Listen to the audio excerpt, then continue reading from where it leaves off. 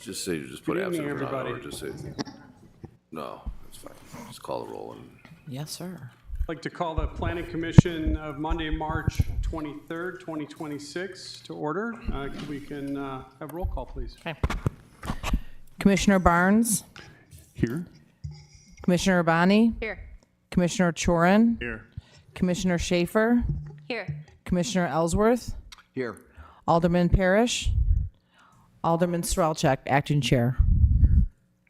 Thank you. First item on the agenda is the meeting minutes from February 23rd, 2026. I would move approval of the minutes as written. Got a motion and a second. Any discussion? All in favor of approving the meeting minutes from February 23rd, say aye. Aye. Aye. Any opposed? That motion carries. Next item on the agenda is a consent agenda. We have Fox Nest LLC. The applicant is seeking certified survey map approval for the properties located at 13376 and 13400 North Silver Fox Drive. Second item is Granville Ridge LLC. The applicant is seeking minor request approval for allowance of 15,000 cubic yards of fill for a 13-lot conservation subdivision on 60 acres for the properties located at the northwest corner of Granville and Mequon Roads and the west portion of 11449 North Farmdale Road. Third item is Growth Design Group for Concordia University School of Nursing. The applicant is seeking building and site plan amendment to allow for building addition to the existing School of Nursing property located at 12800 North Lakeshore Drive. I'm looking for either a motion or if you'd like to remove any items from the consent agenda, take them up individually. Motion for approval. Second. Got a motion and a second for approval of the consent agenda. All in favor, say aye. Aye. Any opposed? Consent agenda is approved. Next item is a public hearing. First item is Almo Corporation LP. The applicant is seeking conditional use grant, building and site plan amendment, and master sign plan approval to allow for a warehousing for the property located at 5201 and 5401 West Dodgers Bay Road. I am looking for a motion to go into public hearing on this. So moved. Do we remove from the table before going into public hearing? No, we'll do that after. Yeah, that's what I figured. So I got a motion and a Second. second to go into public hearing. All in favor of going into public hearing, say aye. Aye. Aye. Any opposed? We are now in public hearing. Anybody in the audience wishing to speak on this item? Robin, I didn't see any slips come forward for any of the public hearing items, so just watch for the audience, correct? Okay, great. Seeing none, I'm looking for a motion to close. Motion to close. Second. Got a motion and a second to close public hearing. All in favor, say aye. Aye. Okay, so first item of order is to remove this from the table for discussion. We need to remove the site plan amendment and the master sign plan amendment only, just for clarification. So moved. Okay, Second. so moved and seconded, as Jack just said. All in favor, say aye. Aye. Any opposed? All right, they are removed from the table. Jack, we'll go into. Did you want to bring up the applicant as well? I think they have a group. Applicant, if you'd like to come up to the table and have discussion. So as many of you may recall, at our last meeting, we had a lengthy discussion on the use of the site, and it was the Planning Commission made a determination that it was a conditional use. So we received some information from the applicant, some as late as today, that is somewhat conflicting with one another. I have the original proposal up on the screen for you.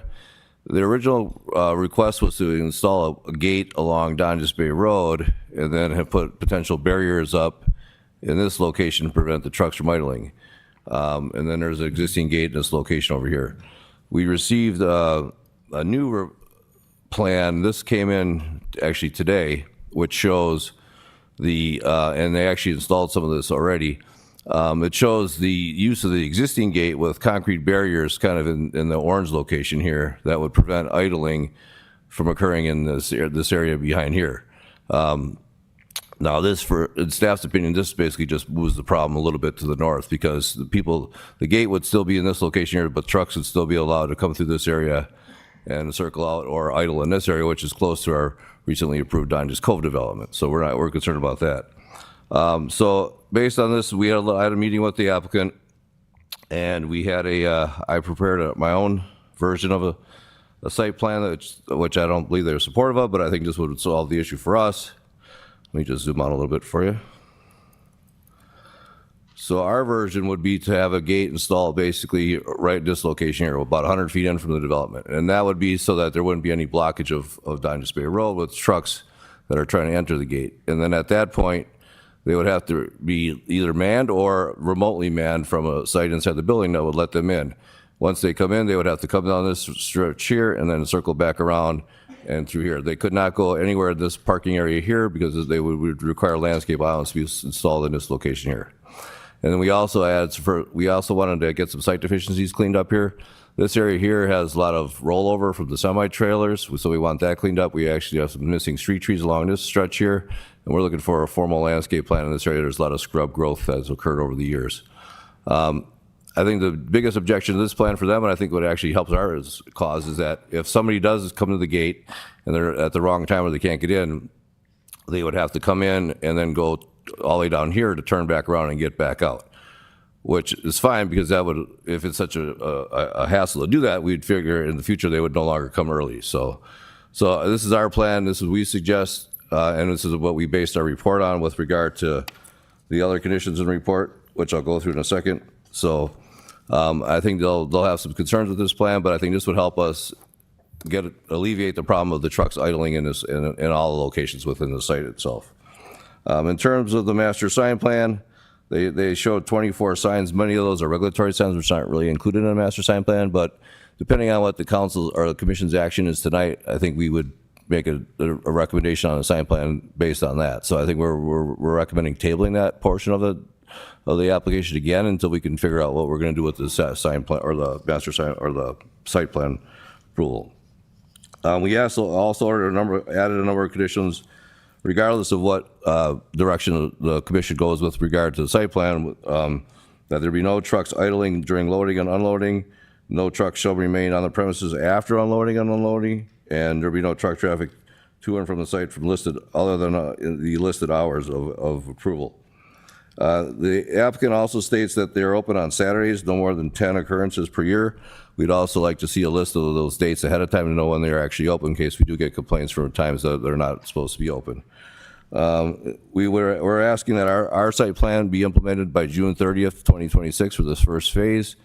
And then we'd have to wait until the second phase of this would include the wetland delineation issue. That won't be addressed until the growing season begins, so that will take probably at least a few months. So we put a condition here, number 9, return to commission once that's addressed by the DNR. So with that, staff is supportive of our plan with regard to the conditional use grant. Now, if the commission is not supportive of this plan, then we may have to add some other conditions, but we're looking to see your feedback based on the applicant's proposal with regard to their plan. So at this point, we'll recommend approval according to ours, and we'll wait and hear what they have to say. Okay. Applicant? Go to discussion on our end. Good evening. I'm attorney Brian Randall with the Amundsen Davis Law Firm, representing Almo as the conditional use grant applicant. I'd like everyone at the table to introduce themselves because we do have to tag team our presentation because some of the issues like what Jack's presented on site plan really involve our landlord as well. So if we can all do our quick appearances, please.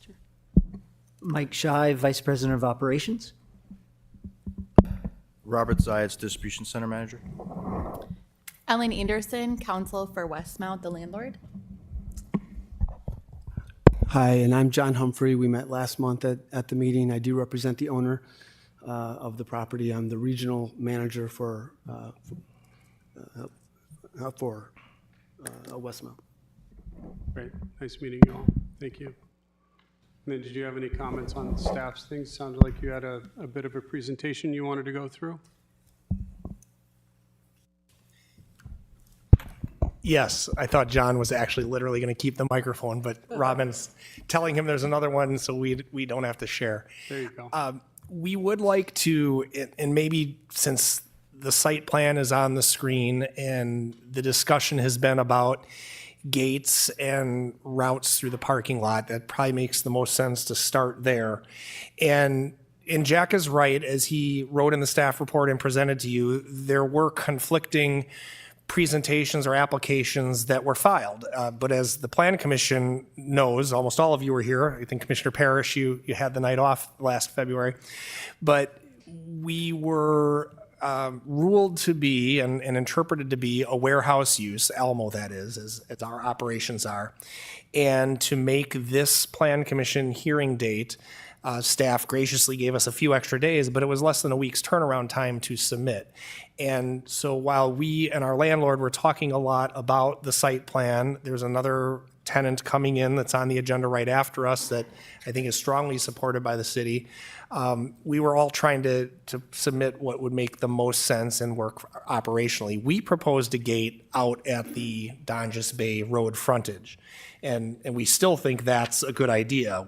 And Mike called it a triangle gate, but just something that can be closed off when the site is not operational, which is what we believe is the main problem. And frankly, it's supported by the police call log that's in your packet, page 110 to 100 to 101.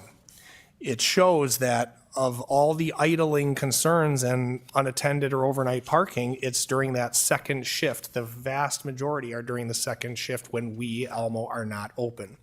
So to not even allow any truck access to the site made the most sense to us. It's what we presented. Staff has been talking about a more interior gate with more enhanced capabilities, having either a person there or video capability. The landlord has already, I think, reactivated the midpoint gate, and that is something that I think is at least a second level that makes a lot of sense.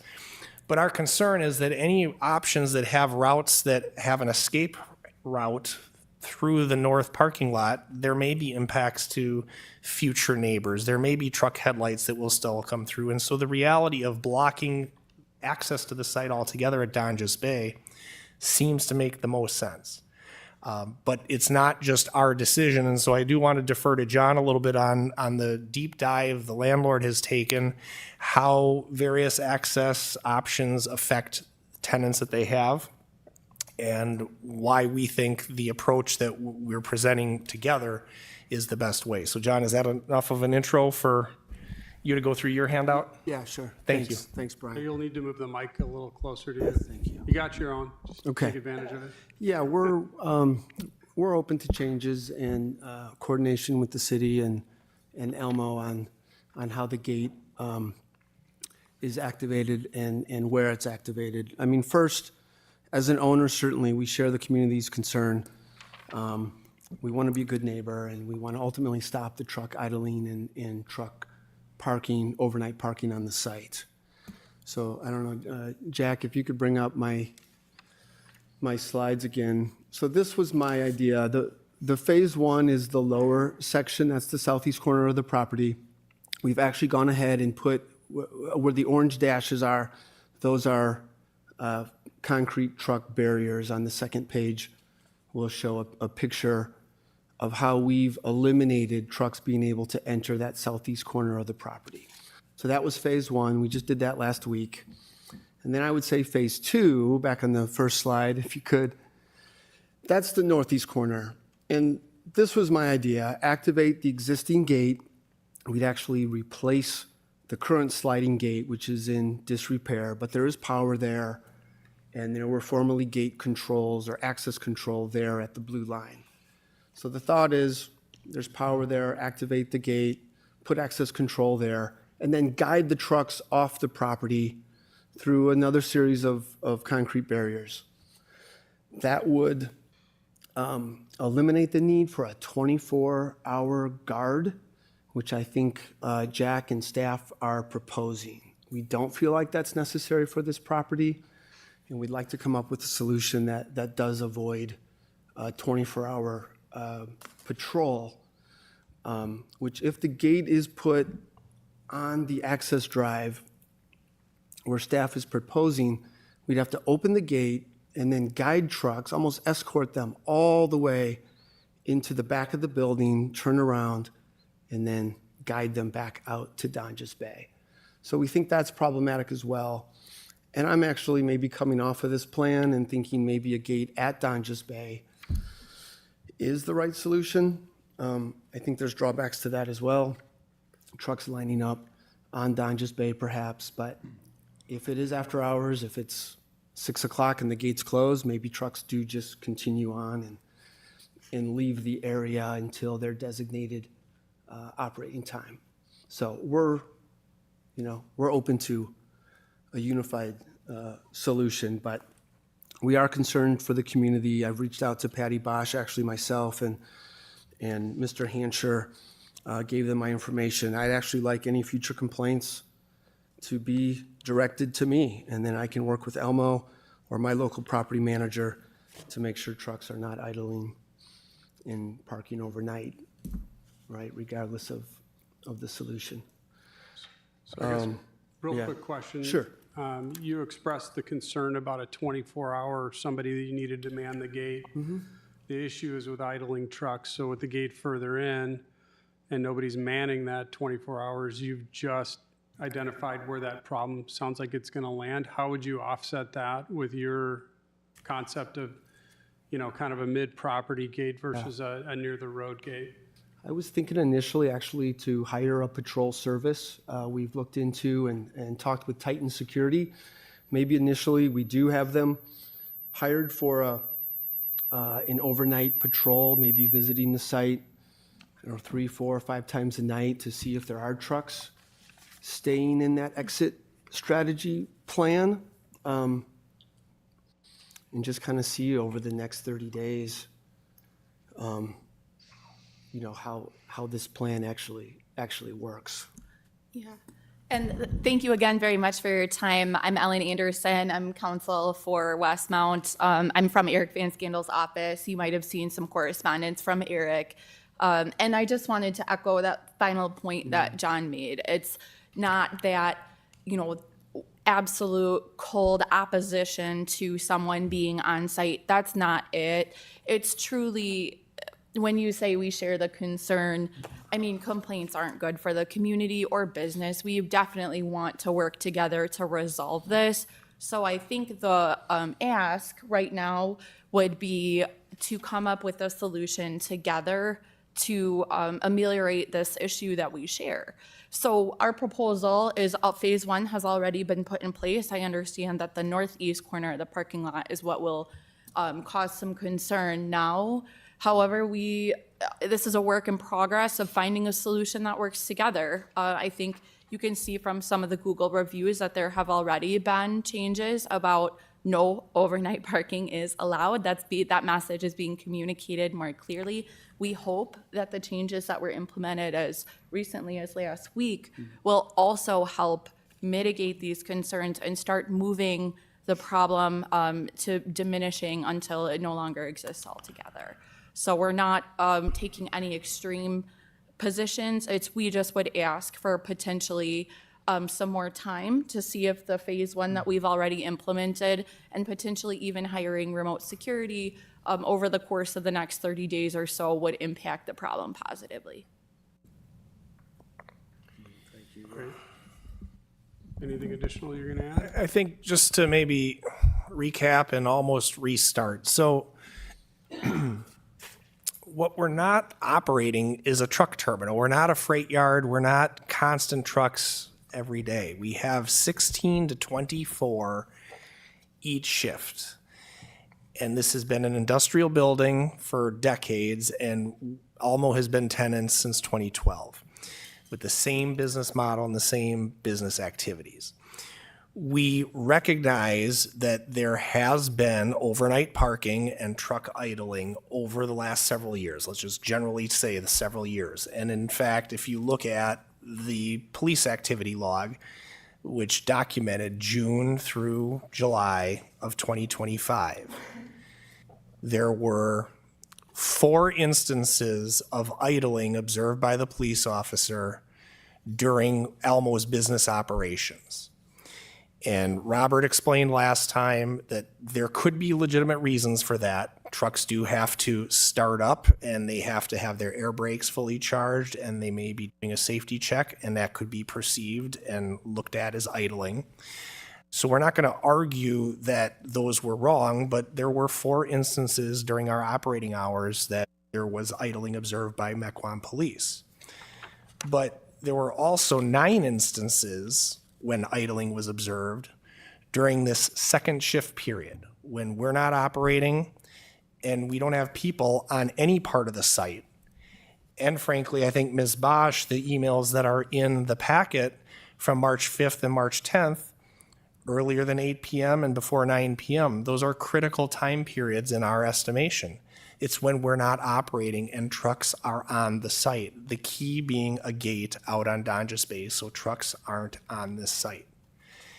It's worth noting 30 of the police report observations, actually 31, found no trucks parked or no trucks idling, whether during our operating hours or not. So it was a problem, and we believe the problem is caused primarily by when no one is operating at the site and the site is not blocked off.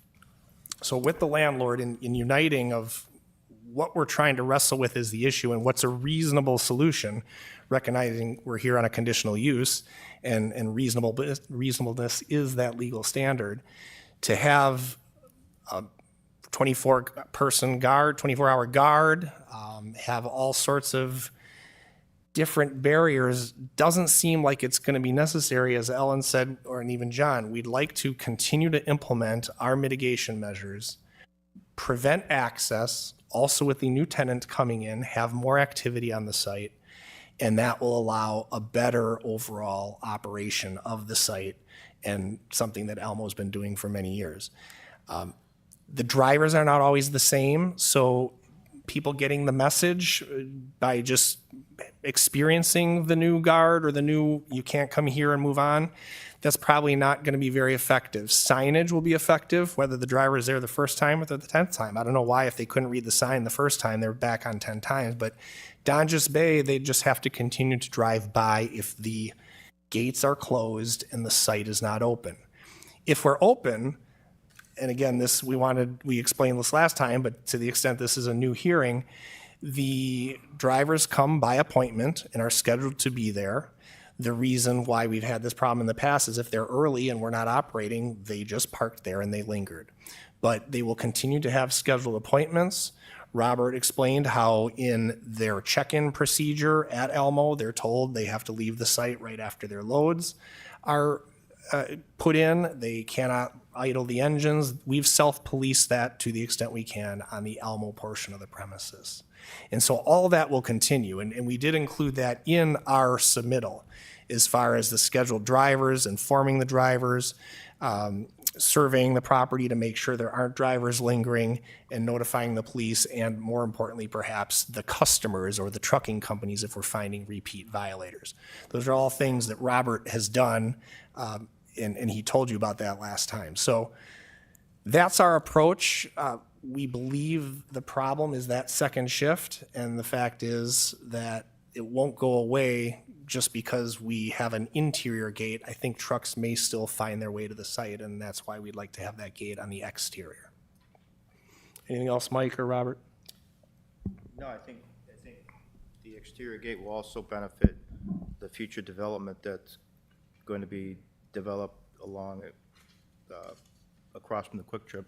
I think 10 or 15 condos there, and I'm sure they don't want trucks pulling in off hours at 1 a.m., 2 a.m. to turn around and pull back out with their lights shining into their development. So the gate at the far end, the northern part of the property, would alleviate all that as well. And finally, I'll just say I'm glad that John reached out to the neighbor. Usually as a lawyer, they don't like the lawyers reaching out, things like that, but staff also gave us the latest memo from Ms. Bosch.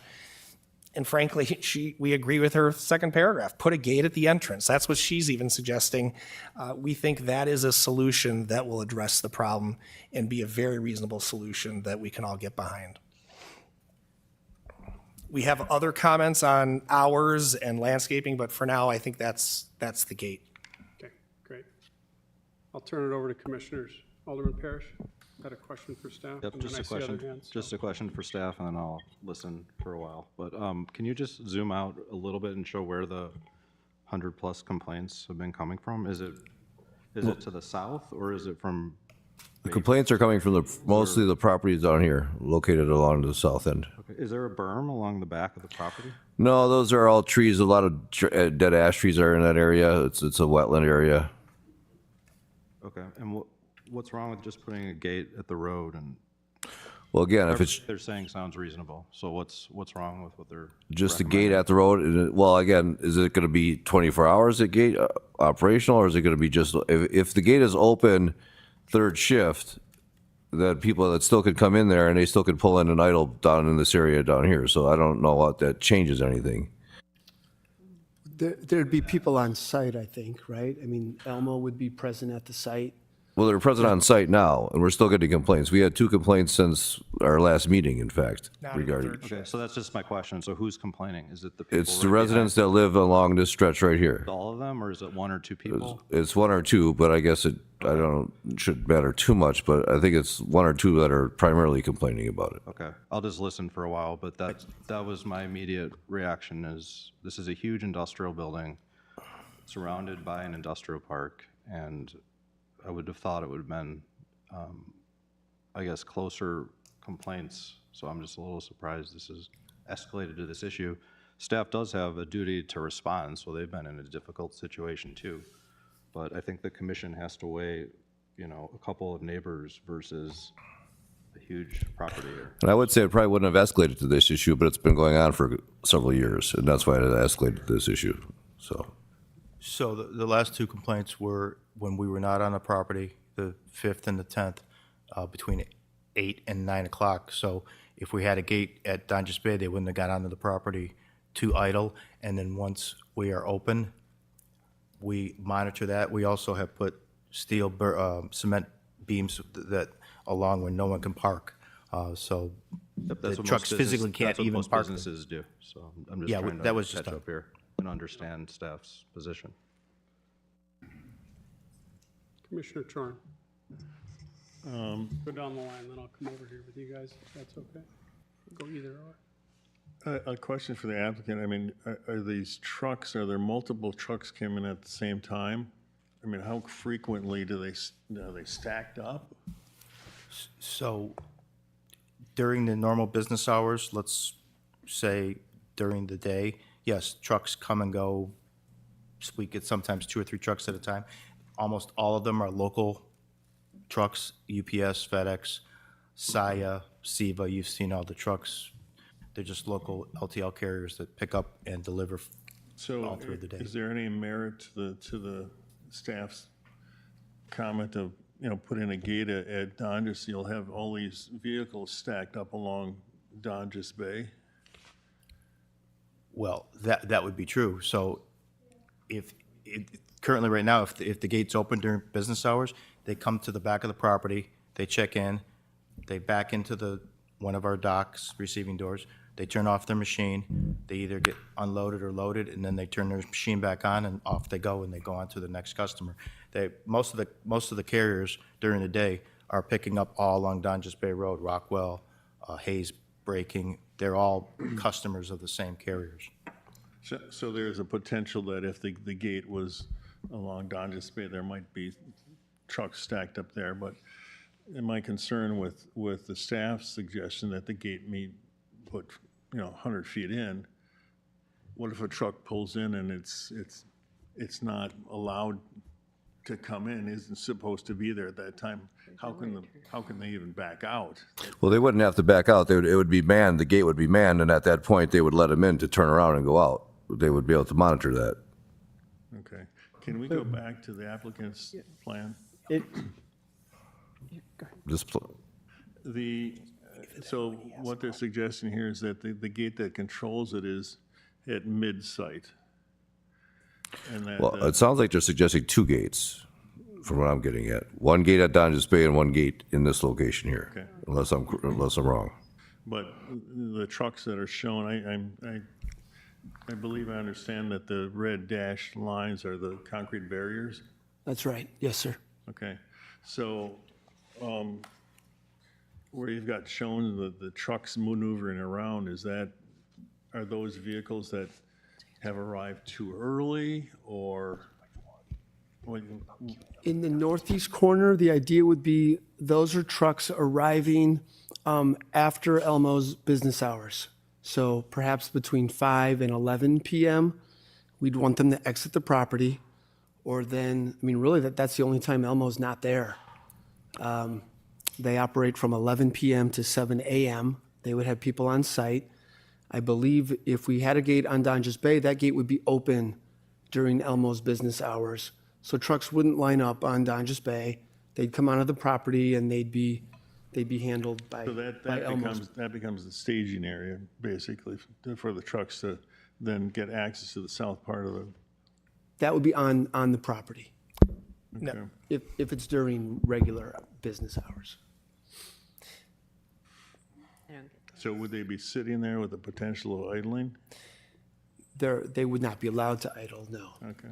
But who's enforcing that? Well, and I think for when business hours are open, no trucks need to idle. They go, they make their shipment, they unload, and then they depart. And perhaps Elmo can speak better to this, but it sounds like you don't have more than 2 or 3 trucks at a time. That's correct. Correct. We have 2 or 3 trucks, and those are LTL carriers that come and pick up. They're there for maybe 5 or 10 minutes. They either get offloaded or loaded, and then they're on to the next customer most of them are in Mequon / Menominee Falls and Germantown, because they're all picking up within that industrial park complex. As far as idling on Donges Bay Road, I can't see that happening. If there's a gate at the very, 15 feet from the Donges Bay Road, they're not going to sit on Donges Bay Road and idle. Jack, do you mind going to that page 1, our original graphic? We recognize it's confusing, and we recognize that we submitted different plans dated March 2nd and even tonight. And if you can blow that up at all, but what our concept is, as we originally presented, and let's just go north to south, proposed gate at Donges Bay is what I held up, triangle gates. Robert, when he's done and they're done with the first shift, he walks out. The last thing he does when he drives off the site is secures those gates, and vehicles, no one can come on. Of course, the fire department can break right through it, or they have a Knox box to get through. But that was our proposed gate to prevent unauthorized trucks or anyone being on the site when Elmo's not there. And so that's scenario number 1 of how to operate the site when we are not operating ourselves. And that would therefore prevent trucks from idling in the northeast parking lot, the southeast parking lot, in front of our gate. Can you scroll down just a little bit more, Jack, please? Right underneath the red line is where, in orange dots, that gate exists. I saw Robert secure that today when we met on site. So the last thing he did today was secure that Elmo gate. All that there are some trailers that are empty at the loading docks, no trucks, no employee vehicles, no nothing on the site, because we're in second shift at 6:33 p.m. That same concept is what Robert would do with the Donges Bay Road gate during Elmo not being operational. During third shift and first shift, when we're operating, Donges Bay Road gate would be open, but we have employees on site. They're scheduled for deliveries. And if we see a truck idling or parking in the northeast or southeast parking lot, we're obligated to police it. That's what our plan of operations says we will do. If we will definitely see them if they're in front of our gate, because our gate's open and they're supposed to be there at those times, they park and they do their loading. The other thing we put on this plan, though, this is where they kind of merge together, is potential barriers for those northeast and southeast parking lots. That's what John's plan shows they've already started to do. Now, the north one, he has this route, like an escape route for a truck, but the key to us is to make those areas not available for a truck that may be on site during a time that we are operating, that we haven't caught them to shoo them away, to not really get over there. And so that's already in place. There are ways it can be done that we think would be effective and to really address the problem. And finally, I think Robert just clarified on Donges Bay, if those gates are closed when we're not there, we're not going to have a queuing of trucks on Donges Bay. They're going to keep moving along. They'll slow down to 10 miles an hour, realize they can't get on site, and they have to keep going. So those are all the scenarios that we envision, both the scenario of when we're not operating and not on site and getting rid of this attractive place where trucks have been coming to park and idle. And then when we are operating, how we can allow them on site and do the site surveying and policing that we have been committed to doing recently, we should have been doing over the years. But now that we have this conditional use grant, it'll be part of our plan of operation and the city can make sure that we're following through. Does that kind of recap, guys? I mean, we were talking over here just to make sure our operations were fairly understood, because we don't think there's going to be a traffic jam on Donges Bay, and we do believe the problem is when trucks migrate on site and we're not there. And that Robert and his team would be able to control those gates just like they're doing now. So if there was a gate on Donges Bay that was closed during non-office hours, then what would the point of this gate be then? What would be the purpose of it? Because you wouldn't be able to get in during non-office hours. I don't think there would be a need for that gate, Jack, that it would just remain opened as it is now.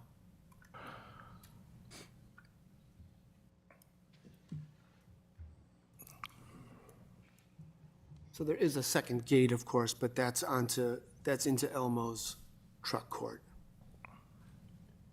You had the floor last, so I'll let you finish your. And can you go back to their proposed plan? The other one? Yeah, the other one. So if the gate's at Donges Bay and a truck approaching sees the gate closed, will proceed on to somewhere else. There won't be any queuing on the road. And the only time it's open would be then the hours that you operate. The truck comes in, you have the barriers that prevent somebody from parking in that area. You don't need to turn around anymore because they're there for the sole reason of coming to the back of the building. I think there's some merit to what they've proposed here. Again, this is the first time I'm hearing that specific request. I guess I would have an issue with a gate at Donges Bay as long as it was electronically managed instead of manually managed, because it just relies on human intervention to shut it. And so if the guy is coming in late or he gets out there late and it's 6 o'clock and he shuts it, then somebody gets in there and then it sits in there, it still could be an issue. So I guess that would be an issue. And the other issue with the Donges Bay gate, it can't be right on the road. It's going to have to be off their property, so it's going to have to be back a little bit. So it can't be in our right of way, so it's going to have to be set back a little bit. But I guess if that gate was a electronic gate that was shut during times when they're not open, I guess that's a possibility. Yeah, I would agree with you, Jack, because there's going to have to be access for people. Southland might have someone want to come into the office after hours, so there has to be some kind of access control for the other two tenants at the property. But I think that could be coordinated with Elmo. Commissioner Barnes. I too am seeing some merit in a gate as you proposed. Call it just off the right of way into your property. Obviously positioned such that a truck isn't parked partway on the driveway, et cetera, and then it's controlled from there. That does make sense to me. Point of curiosity, I was coming through the site here an hour before our meeting that we're all at, and what I happened to observe was it was at least 2 vehicles that were parked on the driveway, blocking any vehicles coming into it. They were positioned call it about where just above the yellow line, right about in there somewhere. It seemed odd to me, and I was just wondering if that was some complication that we would be facing later for some reason. Yeah, yes, sir. Mike Shive. Apologize for not being here at the last meeting. I got stuck in Philly in an ice storm, so apologize. That was Robert and I talking over the plan that we had just seen from Westmount, and also discussing what we wanted to discuss tonight about the gate and how close can we get to Donjas Bay Road that would be reasonable, et cetera, and just taking a look at. So that was Robert and I. He had the little Mini Cooper, and I'm in it. You had the silver Toyota, the white Toyota? Yeah, I saw. Yeah. We were chatting about I was, Yeah, I was there too and then with John Brian. came soon and after, so it might have been. And then I was there at a lot of 5:30. activity there. And they came. I was doing my job, you were doing yours. But I guess my point is simply that was there some procedure here that was of representing routine, and that was you've answered that. No, it's not. All right, good deal. Thank you. One last thing. I don't think trucks are going to park on Donjas Bay for a variety of reasons. I think the only awareness that we might hold is if they did pull over for the 10 minutes before the gate opens, those types of things, then we're going to be facing trucks on the road and policing of that, no parking signs, et cetera, et cetera. I'm not suggesting that, but it is something to be aware of. I think it's a low possibility.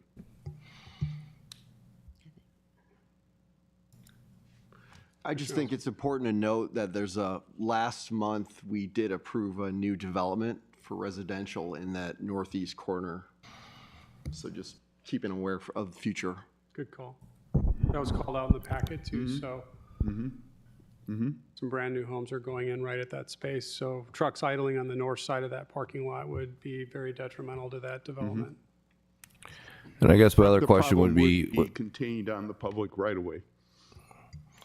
my other question would be is if the gate would be functional, then what would be the point of all these barriers out there? That they wouldn't need to be there anymore because there would be no potential people idling out there. So I guess I'm not sure why these were installed and the purpose of them at this point or even going forward. So the question that I've got for you just on that in specific is, sounds like they wanted to leave the gates open during their hours of operations, fully open, and not man them, is that correct? Correct. So, Yes. and then your recommendation is that the gate would be manned electronically from the inside, and they would have to at least buzz in to say that they're there for delivery. But I'm saying, my question is, if the gate is closed from 5:01 to 11 p.m. every day, which is when they're not in operation, if so, and the rest of the time they're there, and so nobody can get in there to idle, so what would be the point of these? They wouldn't have any purpose at that point. Because if Gotten people, in there to idle before. if they get there between like 7 a.m. and 5 p.m., they're going to be able to go and do their deliveries and unload and load. If they're there after 11 o'clock, they're going to be able to do the same thing. So I'm not really sure what the point of having all these barriers are out there. Well, I would say that any open space for truck drivers these days that they have access to, they will take. So some of these drivers may not have even been our drivers coming to make a delivery. I say our drivers, they're not our drivers, but making a delivery. So prior to unloading or after being unloaded, those barriers then prevent any trucks from parking in those areas and help us actually monitor and manage that space out there. And I would just echo, it's a belt and suspenders approach because we do take this quite seriously. So although the Donjas Bay Gate might render those barriers a little bit extra, we've already put them in because we want to be sure that this doesn't continue to.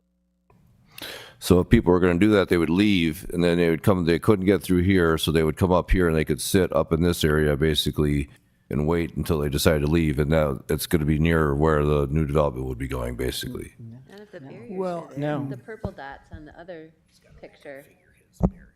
So I think this plan's now, I think this is defunct, right? We shouldn't even be looking at this anymore. Agreed. Agreed. Yeah, and back to Elmo's plan.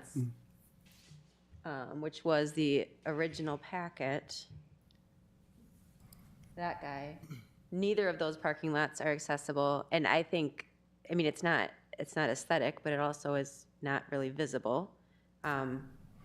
Those are the areas, I believe, so yes, Elmo's responsible for their drivers and also being in this location and trying to manage your operations and also trying to police people who might go sneak and park up in that upper northeast corner. That doesn't seem, yes, they're responsible, and also that feels a little bit above and beyond. So the barriers would prevent that. And I'm envisioning now maybe just a few barriers. There'd be a way to prevent trucks from accessing that northeast parking lot, but still allow us as the owner to have car parking there. I think what our solution with regard to, and this is a little bit more aesthetically pleasing as well, is to have landscaped islands basically with openings that are wide enough to allow cars to go through Yeah. there. That would be the ultimate solution. And we would not allow these barriers on any other development in the city that I'm aware of. So I'm a little concerned about the aesthetic of the barriers. Go ahead. I didn't raise my hand before, I just blurted, sorry. It was your turn anyway, my so MO. go ahead. I was going to say the same thing. I think I came in concerned more about the gate on Donjas Bay, and I think I have come around to that. I'm also, it's not a blighted site, but there are improvements I think that could be made that are more visible from Donjas Bay. So kind of what staff said, like the street trees, the removing grass and boulders, and then kind of the yellow areas. I also don't want to be too onerous, right? So yes, I don't know if that would be allowed anywhere else. It also is not visible.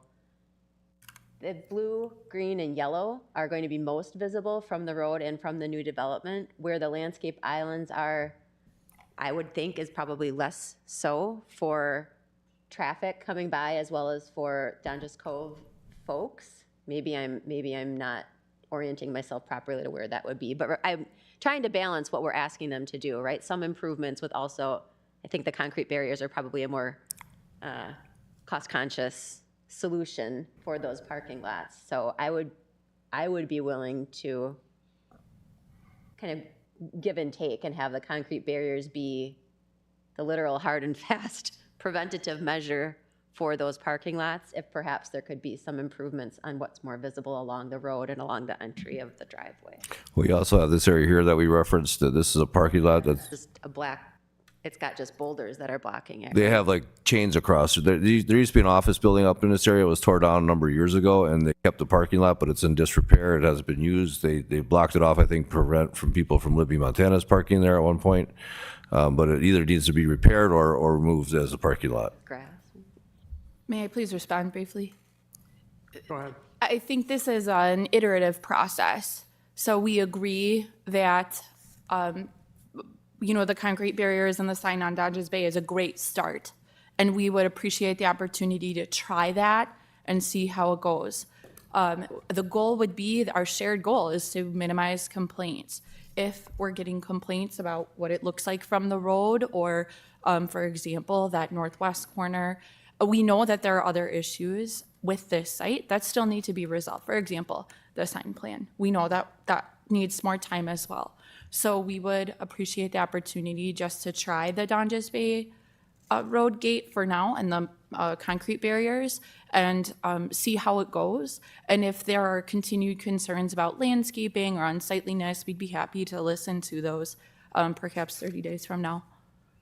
So just talking about staff's objection that you're not identifying, you want to do it in a phased process, but tonight we're looking to possibly give you a decision on a path forward versus tabling it again. That's always an option, just so we know. Staff doesn't agree with the aesthetic of the concrete barriers, nor is that allowed with other industrial tenants within the city of Mequon. So you're on par with that. So if you're going to block off that parking, it would be islands and, you know, landscaping in that space. You know, they're asking that you replace the street trees that have died, you know, along the road, and you know, a couple other small things, you know, in addition to what's being had. So the iterative process would probably need to be defined tonight, or we would need to consider a motion to table. I don't know that we have to do that or need to do that. If you know, want islands with trees and bushes so that, you know, semis don't park and idle in that space during business hours as, you know, as they have in the past, you know, then, you know, that's what we vote on tonight. So again, you know, we can kind of move in that direction. Question, yes. Is there a path tonight to approve the Southland CUG, right? That is very, very important to us as an owner, of course, right? Yeah. Southland wants to access the property very, very soon, right? The lease is signed, and they're prepared to occupy upon Next approval. item on the agenda. Right, exactly. But Would they have access to the gate? How would the gate work for you on Donges Bay Road, I guess is my question. You know, you know, I'm going to tell you and be really honest, if you have trucks staging out there, which they're going to do it. You and I both know there's going to be one truck pulled in and another one right behind it waiting and blocking traffic, or they're going to wait there for 10 minutes. It's just 10 minutes. I know how some truckers work. I work in industrial manufacturing, and I've been at probably 100 plants nationwide, and I've seen how it works. Really what works best is if you let them in a portion of the site, so maybe a semi's distance into the site.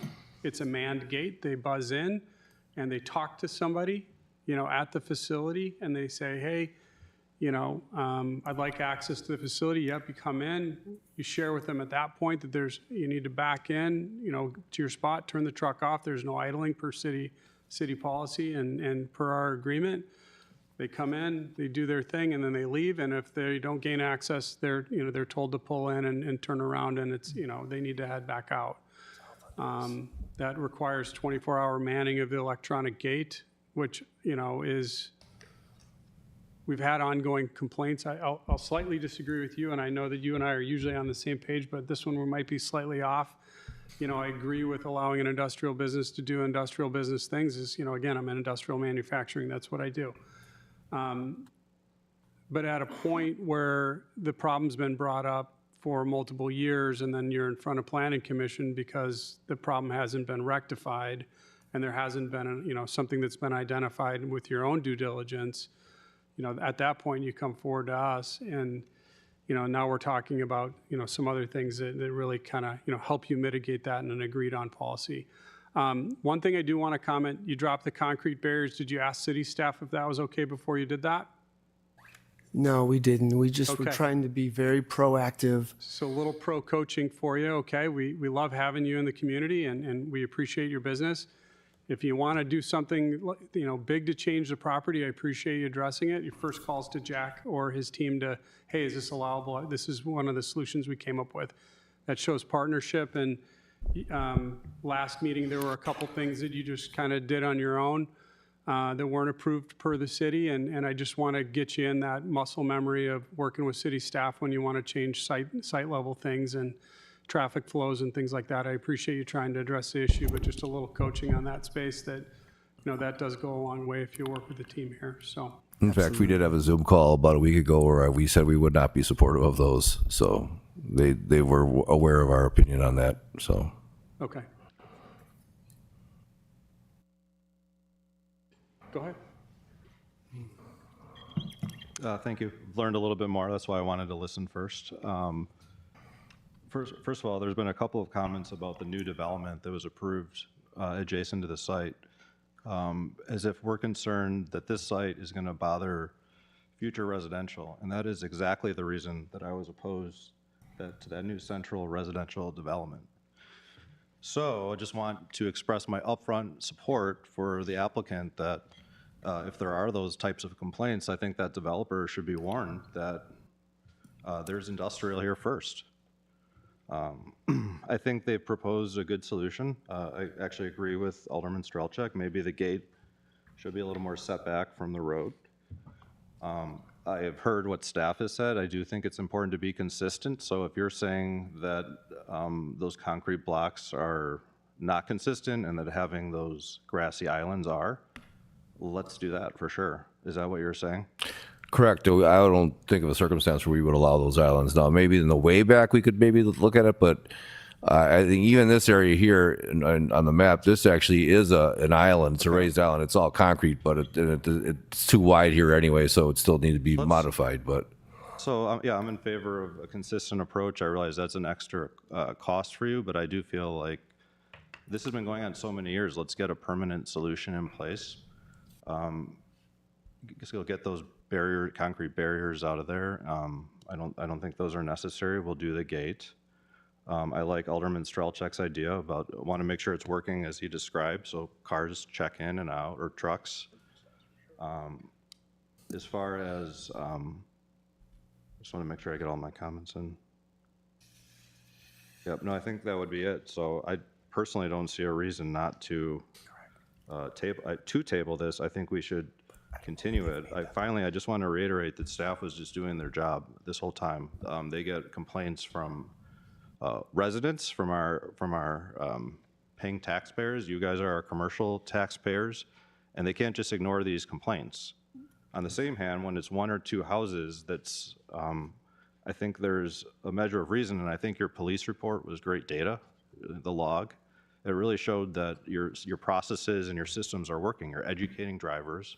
There's no other way to do this in the industry, and I think we need to be pro-business here and not get a reputation for being difficult. So I'm all in favor of making this building habitable.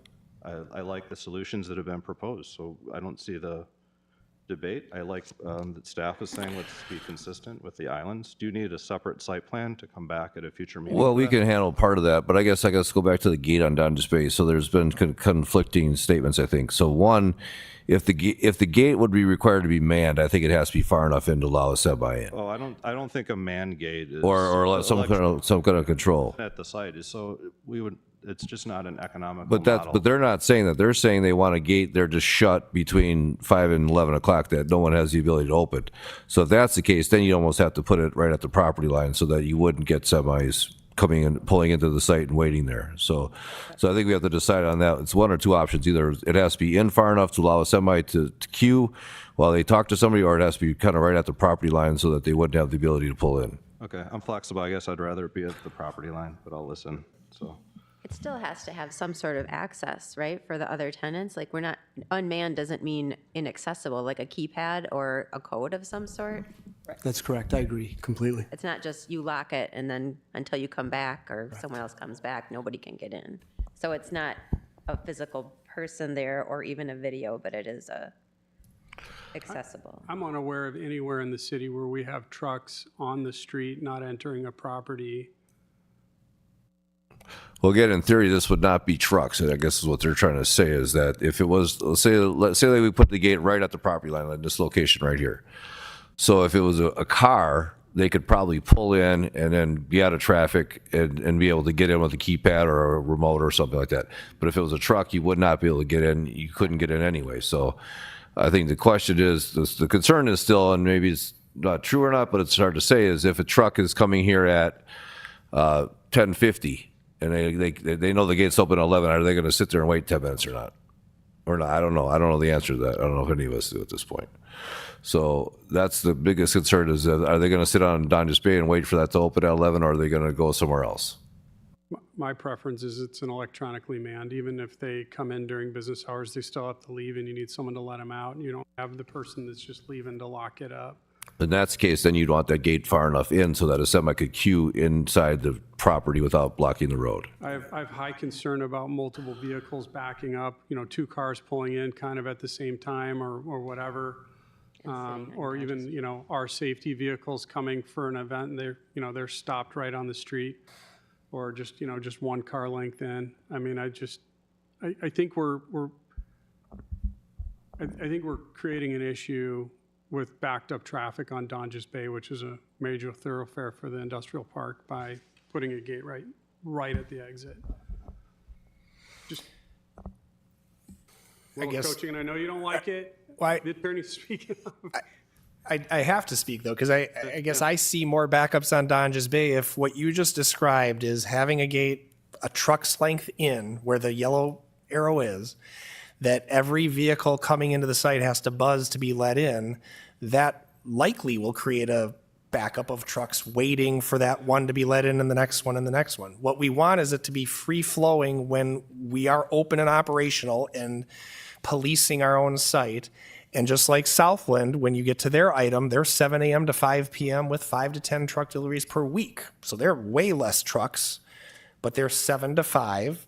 But we would want them to have their employee to have access to get through the gate at the property line if they're there during their off hours.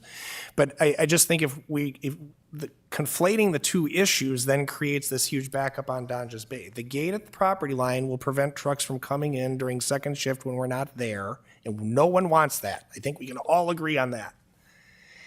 But to have a gate even operational every truck for each one of the inbound vehicles, that I think has the great potential to create backups and problems, and that's not what we've proposed. We think that the free flow then to allow us with barriers and preventative areas so the trucks aren't on the east parking lots, have tenants over there, and to have the trucks come into where they're supposed to be, that is the optimal operations that we certainly would like the opportunity to try versus trying to create more barricades and more barriers. The Donges Bay, which has the potential to affect the new residences. Thank you, Commissioner Parrish, to pointing out that we were here first, and there could be landscaping on their side of the property line for all the buffering that apparently is needed. But the key is to keep the trucks off the property. Well, I think with the Donges Cove, I just want to make sure that they are aware of the industrial use here, and they were probably allowed because of that industrial use, but they're assuming the industrial use would be in compliance with our code and not to be something beyond that. So I think that's the biggest difference between having an industrial user there that's following the rules versus not following the rules. And I'm going to call out that, Jack called out in the packet, that they didn't want the challenging use to be moved to the north side by the new residents, and that was his specific call out in the packet. We're not picking winners and losers, the new residents versus an existing business, as it's being framed up in the discussion here. It's simply the fact that we don't want to change the problem from one area to another where we also know we have residential use and no existing problem, correct? So, Commissioner Stoker. I am pretty strongly in favor of doing this, and I think the gate has to be at the property line. Based on what I'm hearing, you want to keep that gate open during your business hours, let them come back, unload, do their thing. If you put that gate back in, you are going to have way more issues with traffic jams. One semi sitting in there, cars trying to get around it. I think a semi driving down, and if there's no parking signs on Donges Bay and a semi driving up and sees a closed gate, he's not going to try and pull in. He's going to go, he's going to make a call, something. He's going to do something else. He's going to learn. From my perspective, it becomes a policing issue. If they do start parking on Donges Bay, a few tickets written will probably get the word out from my perspective. I see bringing that gate in causing way more problems if we keep it at the property line. I'm supportive. I don't want to table this. I think there's a way around this. I was not at the last meeting, so I don't know what your feeling is as far as the planters versus the islands, but it sounds like it's going to have to be done, and I think it should be done. But I don't see a reason to table this. So it seems like we've got a general consensus, and I'm recognizing that you're going to speak after I say this, that gate seems to be at Donges Bay versus further in the property, which is fine, right? That's why we're a commission, not an individual. That the gate would be open and free access use to the property during their operational hours. Item number 2, that the landscaping islands would be put in the parking lot to allow for vehicular traffic and, to take out one of the known problem areas where trucks have trended to park. And I think, and then the trees on the north side, the required street trees need to be, the dead ones need to just be replaced. So Anything else we're missing beyond your standard conditions? repairing of the grass area in this area here and something about something with the parking lot that's existing condition. I guess, and you're basically saying to basically give up on the landscaping in this section here, which I think this might be tough anyway because there's not a lot of room there between the property line and the asphalt, so that may be a difficult one anyway. So, but I think I understand what you're saying in terms of conditions and all the other conditions with regard to idling that's in the report as well. Correct? My last comment, if I may, please. While we're very much in favor of moving this forward and giving everybody back their time this evening, just one thing to consider, the landscaped islands, once they go in, they will not be able to be adjusted easily if we find in this process that there are some adjustments that need to be made. So one suggestion I might make on behalf of the owner would be if we keep the concrete barriers in just for 30 days or so and then replace them with landscape islands if this works 30 days from now. That would be my only suggestion because those concrete barriers are mobile, whereas the landscape islands are not. Being respectful of that request and what Jack has stated, I don't think we're looking to have those moved in 30 days because the landscaping needs to go in by June 30th. June 30th. So would you be accepting to have the barriers until June 30th? Well, I guess it depends on where. I mean, if you're talking about this section here, this is a parking lot. This is not a truck area. So I don't know what would possibly change in the future to change that situation.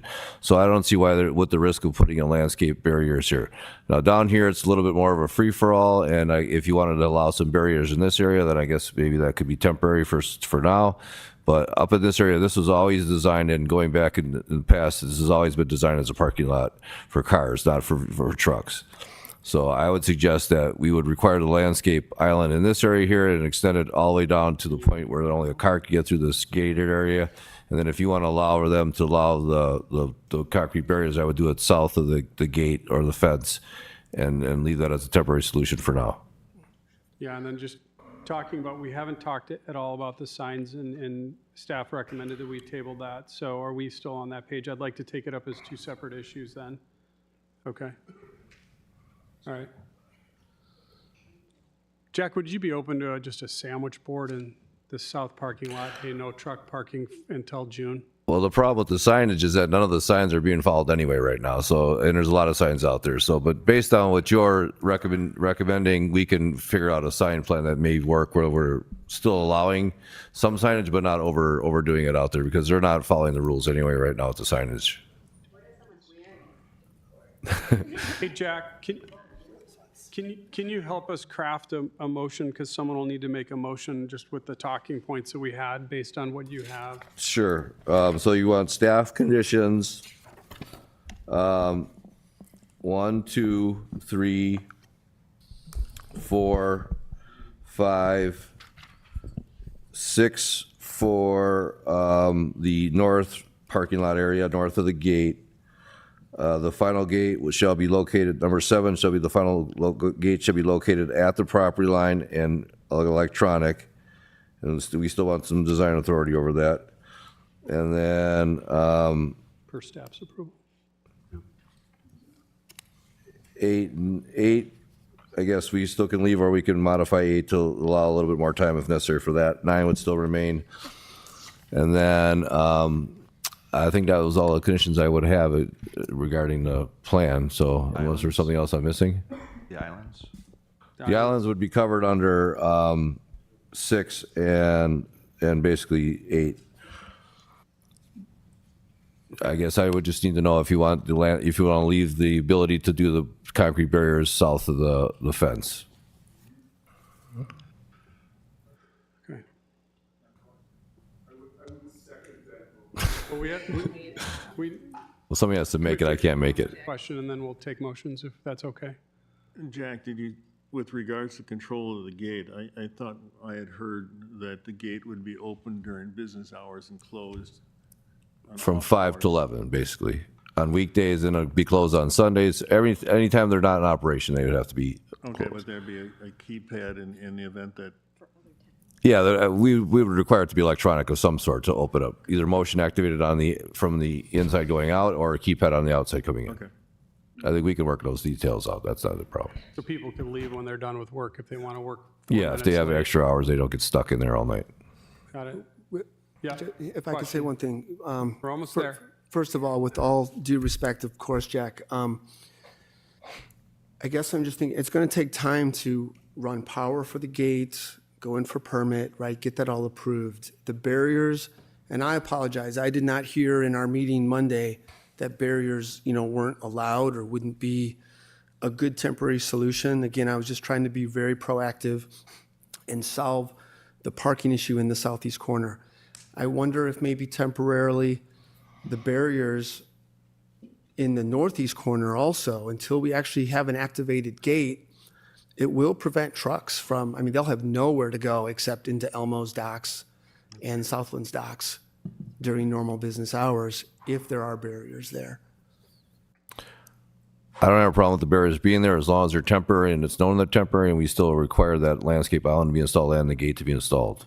And if they need a little bit more than June 30th, I'd be open to going till like August 1st if necessary, but we still want to make sure that that's a permanent solution, not a temporary.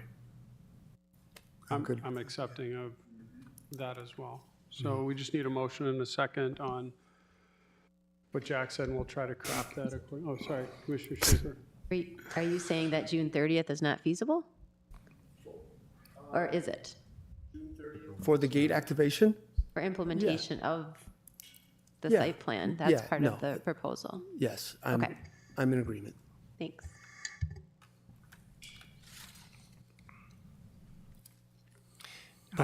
Before the motion is made, we haven't talked hours, but number 5, Elmo does have a concern about filing with staff the 10 Saturdays because they don't know which 10 Saturdays. That's a business decision that ebbs and flows. So we'd like number 5, if that is included in the motion, to be more flexible. Like, we can let staff know if we're going to be open. I don't know, Robert, even when you know that, but that was an issue.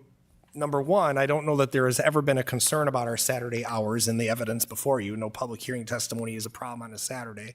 So the city knowing in advance when we're open, that's a hardship for us. So we're at least looking for flexibility that we don't have to give staff our known annual schedule because that changes year by So that year. issue will actually go away because if we approve the gate at Don Despair, the next applicant, Southland, is open on Saturdays. So they'll be open 7 to 5, which I think is the same time as you would propose to be open. So that issue will go away if the gate's on Don Despair. So we can strike that as a condition because Southland will be open during that time frame. Got it. So if the second applicant's there, 7 to 5 on Saturdays? Yes, correct. Okay. Then you should be covered. So should we just remove that item? Yeah, we can strike that item. Thank you. Okay. You're earning your keep tonight, aren't you? Try. All right. I could use a motion. Well, I'll go ahead. I'll try. I will move approval based on staff recommendations with scratching number 5, amending number 7 to be an electronic gate of some type at the property line, amending number 8 to be June 30th, and, No? no? June 30th is in the 6th. It's in number 6. Okay. So do we just scratch the dates in number 8? I think we keep it. The number 8 is regarding a landscaping plan coming back to you. So unless you feel like we can handle that, we can prove that as staff and that it can be implemented as part of June 30th date. If you want to see something back in front of you, then we would have them come back at our following meeting. I would scratch number 8 in my Put it in staff. opinion. You guys want to see landscape plan, just with all the discussion? Trust city staff? So amend number 8 to be according to staff's, subject to staff approval. Okay, that's fine. Second. So we got a motion and a second. Jack, I'll just coach you. If you don't agree on the landscape plan and you're in an awkward situation, just put it back on the schedule. Okay, no problem. If there's any disagreement on that, we'll take that burden off of your shoulder and the applicants and make a committee decision. All right, so we've got a motion, a second. Any additional discussion on this item? And then just noting that we are not voting on the sign plan with this vote. Just a highlight to me is along the lines of the character of the gate that you're showing, that it be bright so that it's visible. I mean, those are details, I realize, but it's got to have an important statement from right along the property line like we've got, but just so that it's visible and clearly not just a little thin thing, but heavy duty. In the condition, they're going to work with city staff to agree on the design and style of the Yes. Gate, and then also it was added in that it's an electronically manned sign versus just a mechanical one with a lock. So we made sure we made that clear, just at least in that motion, that part Right. wasn't flexible based on our opinion. Simply trying to emphasize those. All right, Commissioner Chorn. You're not Chorn. Stoker? Stoker, my God, I've known you since I was a kid. I'm going to vote in favor of this, but I do want to have a word of caution. Also, having been in businesses that have a lot of distribution, one concern that I can see happening is putting the gate, which I am strongly in favor of at the lot line, trucks exiting. If they pull over, stop, want to load their GPS to something else, they want to call their girlfriend before they pull out. I'm concerned a little bit because it's wider as you exit too, that you could have trucking sitting, idling before they leave the property. And it may just be something that you guys have to monitor or keep your eye on, but I can see that happening. So that's just my only comment. Do we want to put any signs in the street, no parking or stopping? Well, we'll handle that through the master sign plan. So, That'll be handed through the mass. Okay, I just wanted to Yeah. make sure that that was addressed because that was a loose item I didn't hear. All right, we got a motion and a second. Any additional discussion? Sounds like we're at a pretty good consensus. Everyone seems happy. Okay, great. Robin, call the roll. Yes, sir. Commissioner Barnes. Aye. Commissioner Urbani. Aye. Commissioner Ellsworth. Aye. Commissioner Chorin. Aye. Commissioner Schaefer. Aye. Commissioner Stoker. Aye. Alderman Parrish. Aye. Alderman Strelchek. All right, Vote passes. passes. Thank you for your time Thank you. tonight. Thank you all very much. You guys are. Second item for public hearing is Southland Industries for 5401 West Donders Bay, owner LP. The applicant is seeking conditional use grant approval to allow for a warehousing on the property located at 5201 and 5401 West Donders Bay Road. I'll need a motion to go into public hearing. Got a motion, a second to go into public hearing. All in favor say aye. Aye. Any opposed? Okay, we're now in public hearing. Anyone that wishes to speak on this item? None have filled out cards. Hearing none from the audience. Looking for a motion to close. We got a motion and a second to close public hearing. All in favor say aye. Aye. Any opposed? We are now out of public hearing, taking up this matter. Jack? well, this is relatively easy. This is the same exact building. This is all the same conditions we just applied to the last one. We'll apply to this one, and we're supportive of the application. Not much to discuss on this one, I don't think. That one's easier, isn't it? Yes, much easier. Yeah. I see the, both of you smiling over there, hearing that it's easy. Thank you. I'm in agreement. Yes, and we really appreciate your time this evening to make this part a little easier for the other tenants that will be using this building. Yeah, thanks for being a business in Mequon. We appreciate it. Commissioner Schaefer. Because it states that this will be supporting the data center, which is a finite build. Is this a company that is a going concern and has other business in the area, and it just happened to state that this controversial data center just happened to be part of the packet? Or is it their, I'm just kind of trying to figure out, I don't know anything about Southland, nor did I, full transparency, didn't do research on it. But because the data center has been certainly in our news of late, and because it sounds like it's construction and engineering, which really makes me think that it's more for the initial phase, and once it's built, what does Southland do beyond that? Is this a temporary? Yeah. I did not do the lease, but it is a 3-year lease, and so I think it is to support their construction activity, yeah. Construction and development of the data center. So we're the beneficiary of a leased property in the city of Mequon. I don't want it. And I'll note that the lease has already been executed. It's signed. Great. Looking for a motion or additional discussion? Commissioner Chorn. A motion to approve based on staff's comments?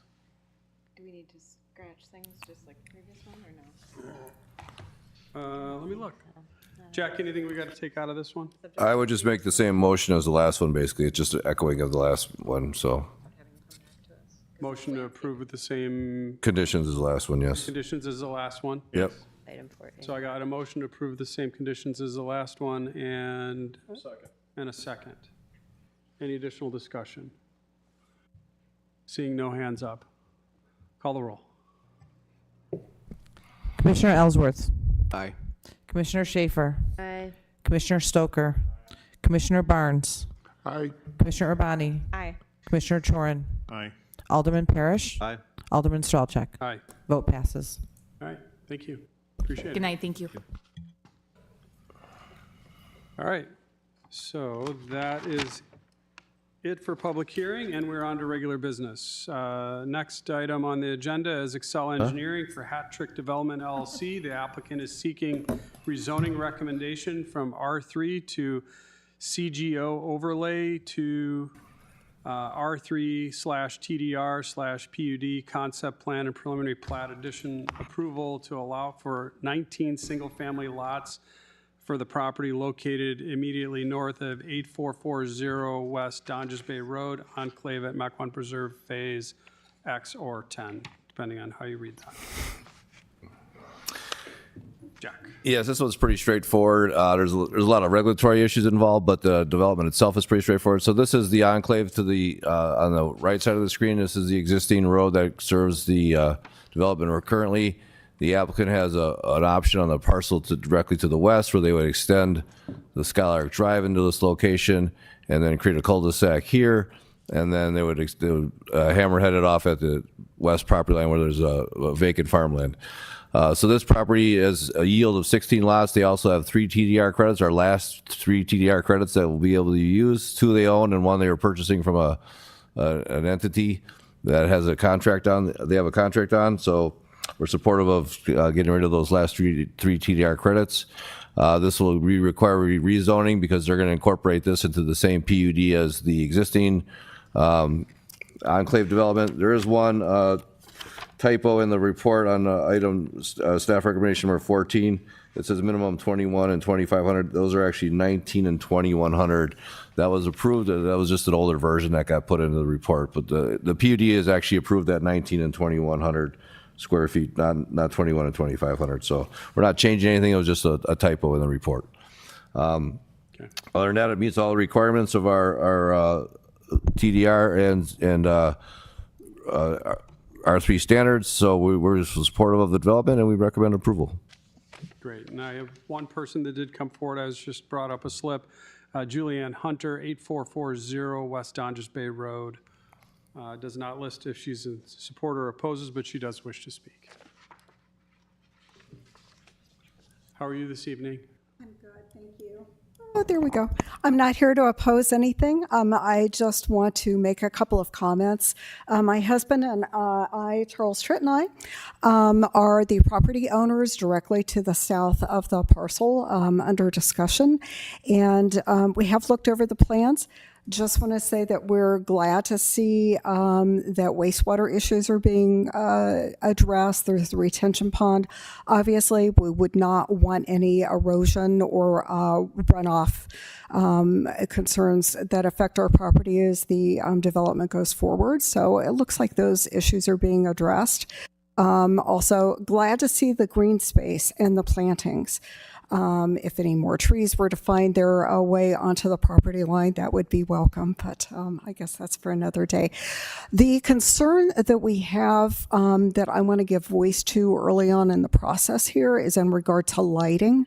I'm saying this because in the existing phases of the development, there's a lot. There's a lot of vanity lighting on the homes in that area.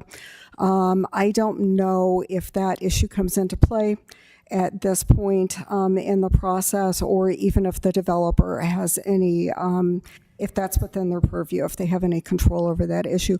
But I do want to go on record early on in the process, as I said, as having concerns about that. I did see in staff notes that street lighting would be dealt with if it was proposed down the road. It would adversely affect our quality of life to have excess lighting, and given the amount of vanity lighting in the existing phases of development, which seems, over there, it seems almost out of step with other existing traditional developments in the area. That would adversely impact us. Also, I just want to state some concern for wildlife in the area, particularly with the nature preserve across the road from our property.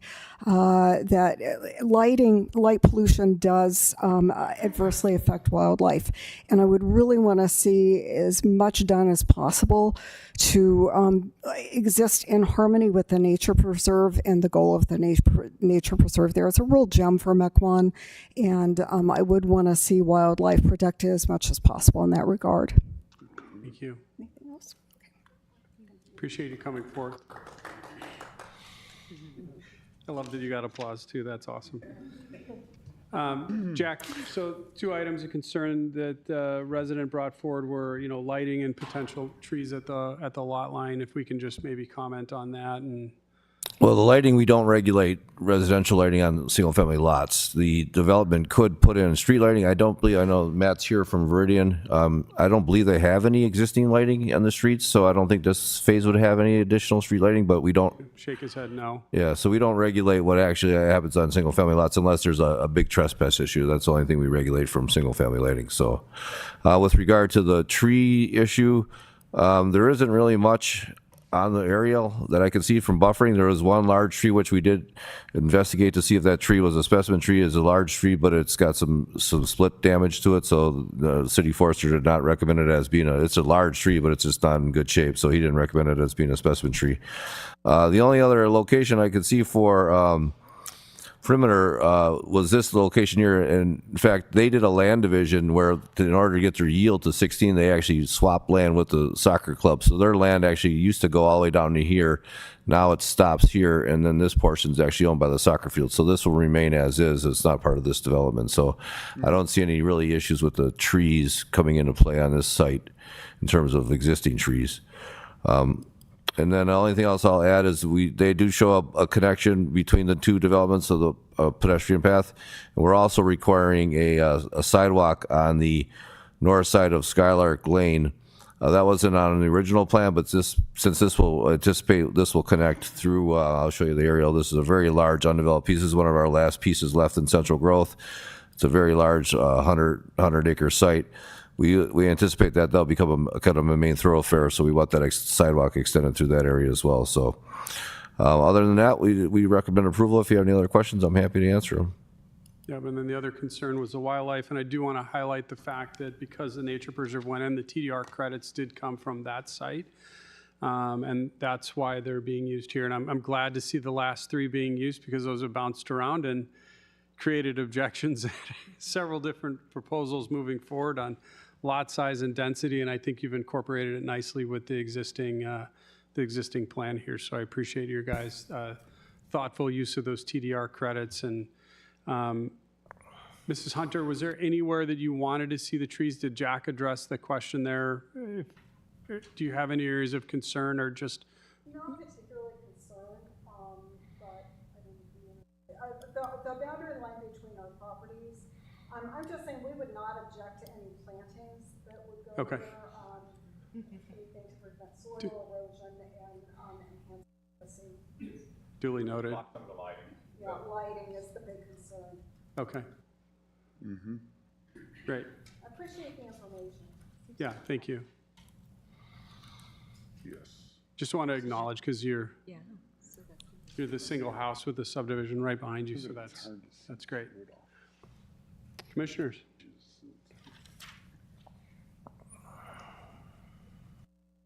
Any discussion or a motion?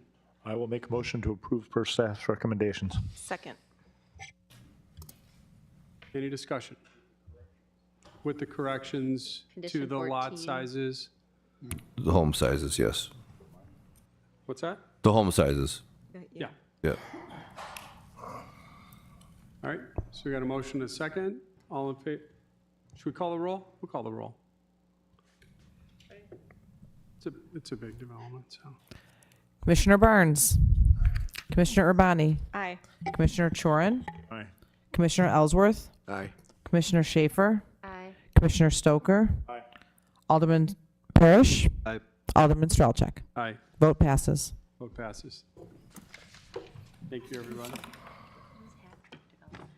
Next item on the agenda, P2 Development Company LLC. The company is seeking business and site plan approval for the 5 properties located at 11030, 11020, and 10950 North Buntrock Avenue, 11027 North Weston Drive, and the property immediately south. 5B, I see 2 people wishing to speak. Oh, 1, sorry, I had 2 of them here. Kathy Burkhart, 6340 West Industrial Drive, wishes to speak, hasn't listed whether she's for or against. Hi, Kathy. Hi, I own the property on the corner of Buntrack and Oh, Industrial. we need to get the mic on, sorry. Oh, sorry. Okay, so I own the property on the corner of Buntrack and Industrial, just immediately to the south of this development.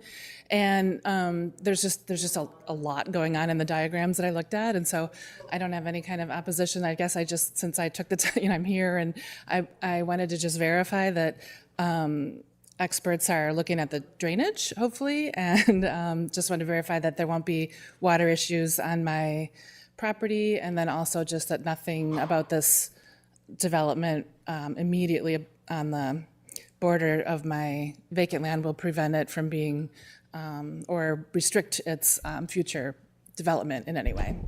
Great, thanks, Kathy, appreciate you. Thanks. Jack. I think Cole could address, there's a flow that goes through there, and I'll let Cole address that issue when I finish my portion of the report. So this is a building and site plan approval for the development, phase 1 of the development, which includes the 58 row houses. Many of you may remember this went through rezoning a number of months ago. We've met with the applicant several times. We had plans. We asked him for changes, significant changes to lighting, landscaping, site, and he made all the changes, and in fact, he got it to us before we had a chance to modify the report. So you'll see in the report that it just says we just agreed to everything that he's done because he's made all the changes we wanted. So, so this kind of shows the layout of the plan. As you remember, there's a pedestrian way that kind of cuts through from Weston all the way to Stephan.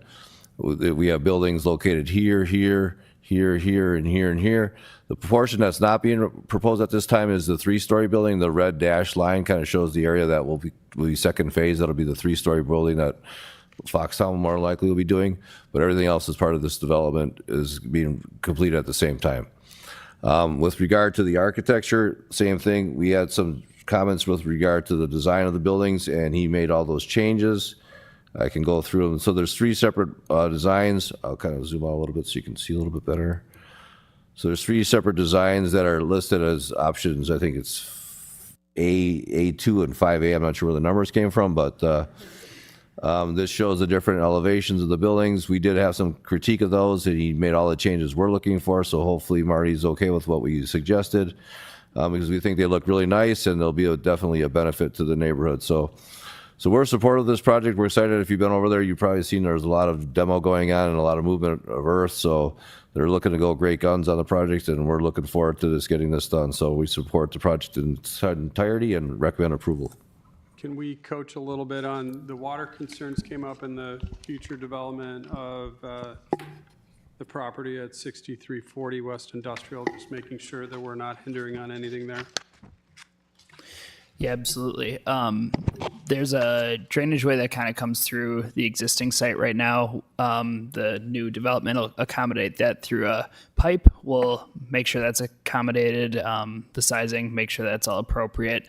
The site will have to meet stormwater management regulations, as do others. We'll also look at the other property to the south, as a portion of that one is also coming through the site, kind of going north through some existing storm sewer. So we'll make sure those are sized appropriately in our review. Perfect.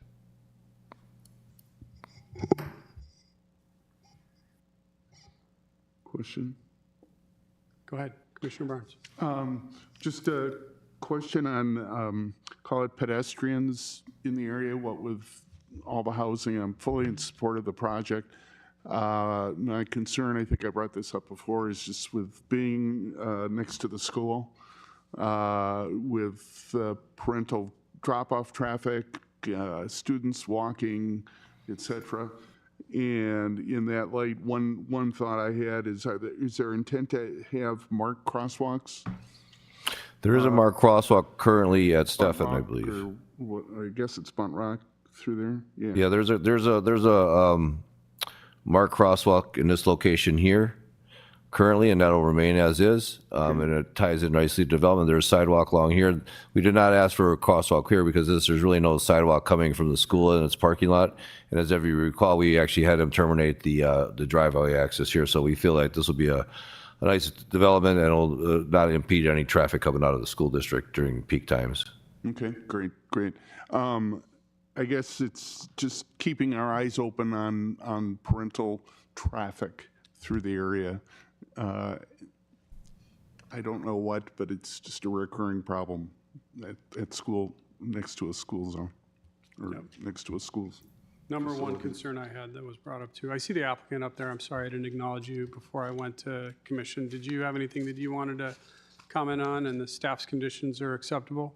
Yeah, no, staff's, Jamie with P2 Development, we've worked with staff and feel like we were presenting a nice plan here that we're happy with and don't have any issues with staff's comments.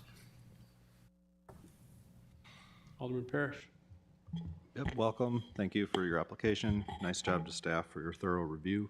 Can you just touch on why you're supportive of a waiver to the acceleration, deceleration bypass lane and where that is, and confirm it's not in front of the school? That's an engineering item. I'll let Cole handle that one. Yeah, that's the entrance on Weston. Jack, if you could point that out on the right here. screen.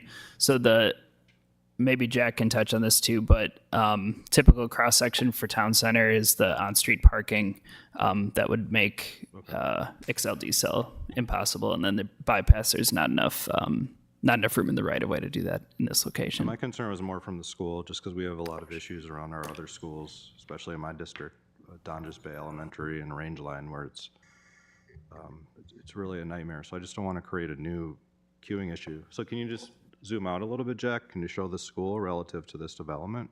Sure. So the school is located to the north of the development, or to the west of the development up here. So there's no access point on Buntrock, so there is no XL diesel lanes being proposed or waived in that case. So the only access to the site will be through this location here, which is an existing driveway now, and then a new driveway located here off of Weston. Perfect. Thank you. Sure.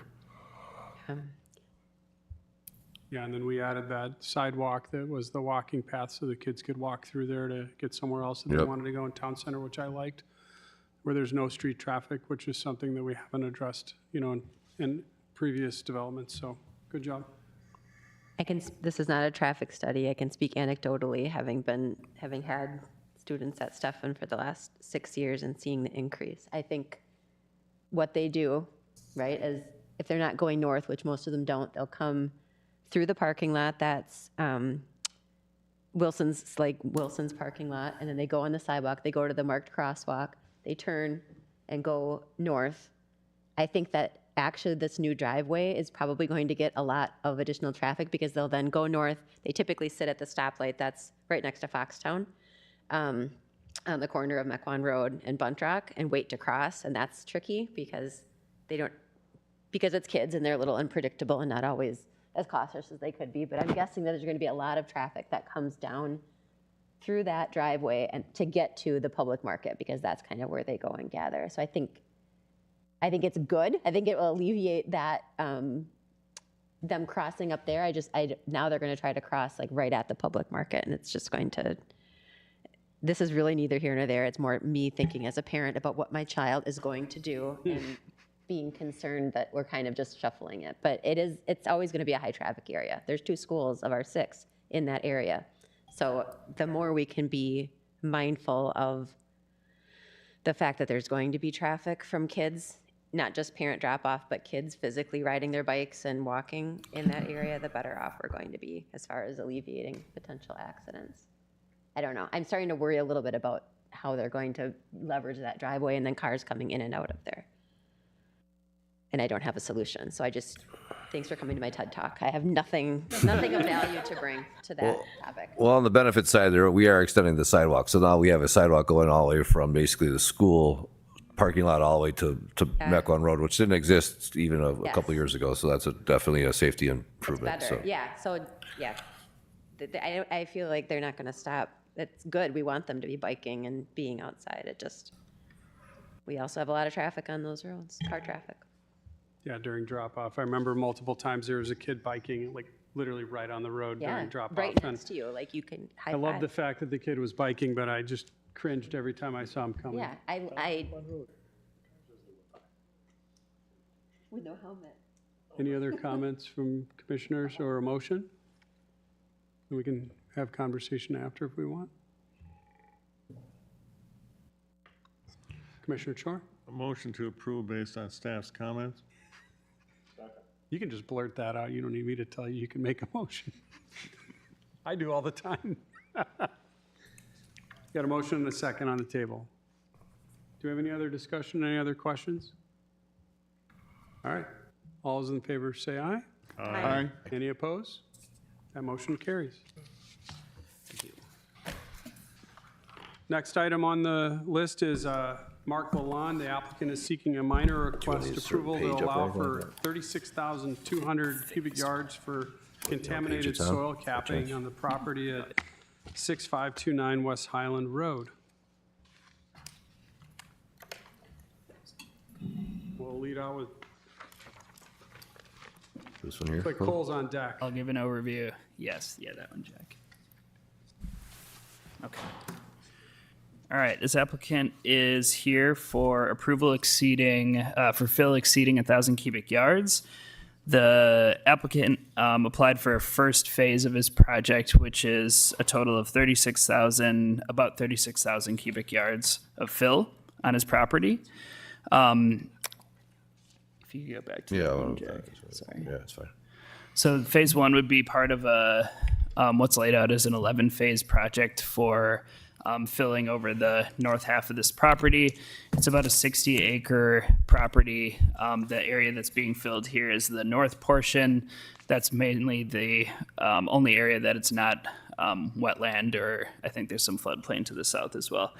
So just for context, the total ultimate fill request would be somewhere between 250,000 and 440,000 cubic yards of fill. And just for context, that's the ultimate request is about around like 30,000 truckloads for dump trucks. The phase 1 application right now is probably between like 2,500 and 3,000 truckloads. Just to put it in context, because it's hard to picture these larger numbers. So as you can kind of see on the plan here, it's around 8 to 12 feet of proposed fill over the area that's highlighted here. Pretty consistent over the site. It's about that depth. And just for background, the main reason that the applicant is coming forward for this fill is there's been some contamination on the site with the historical uses. It was a gravel mine. It was a asphalt batch plant. Caused ground contamination, both in the groundwater and soil. There's a report from the applicant's environmental consultant, on things that have been done to date on the site to try to clean some of that up.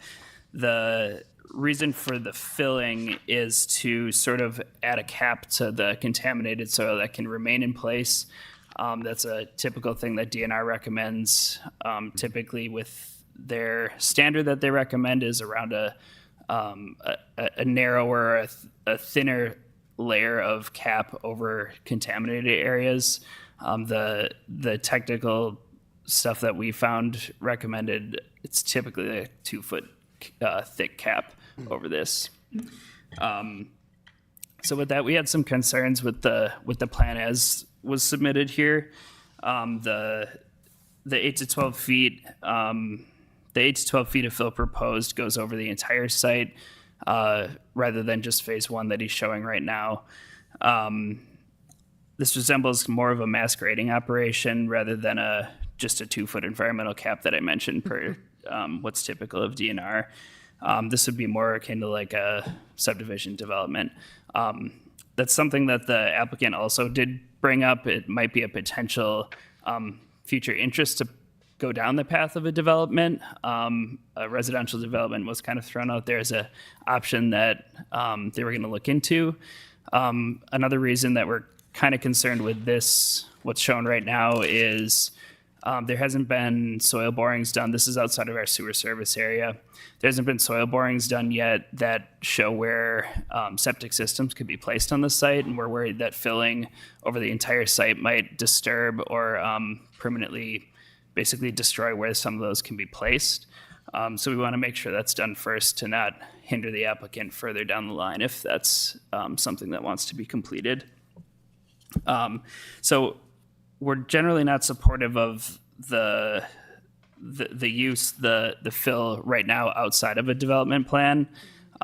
With some of the recommendations or the application for the soil fill, the soil cap, that might be more in line with what we'd be okay with.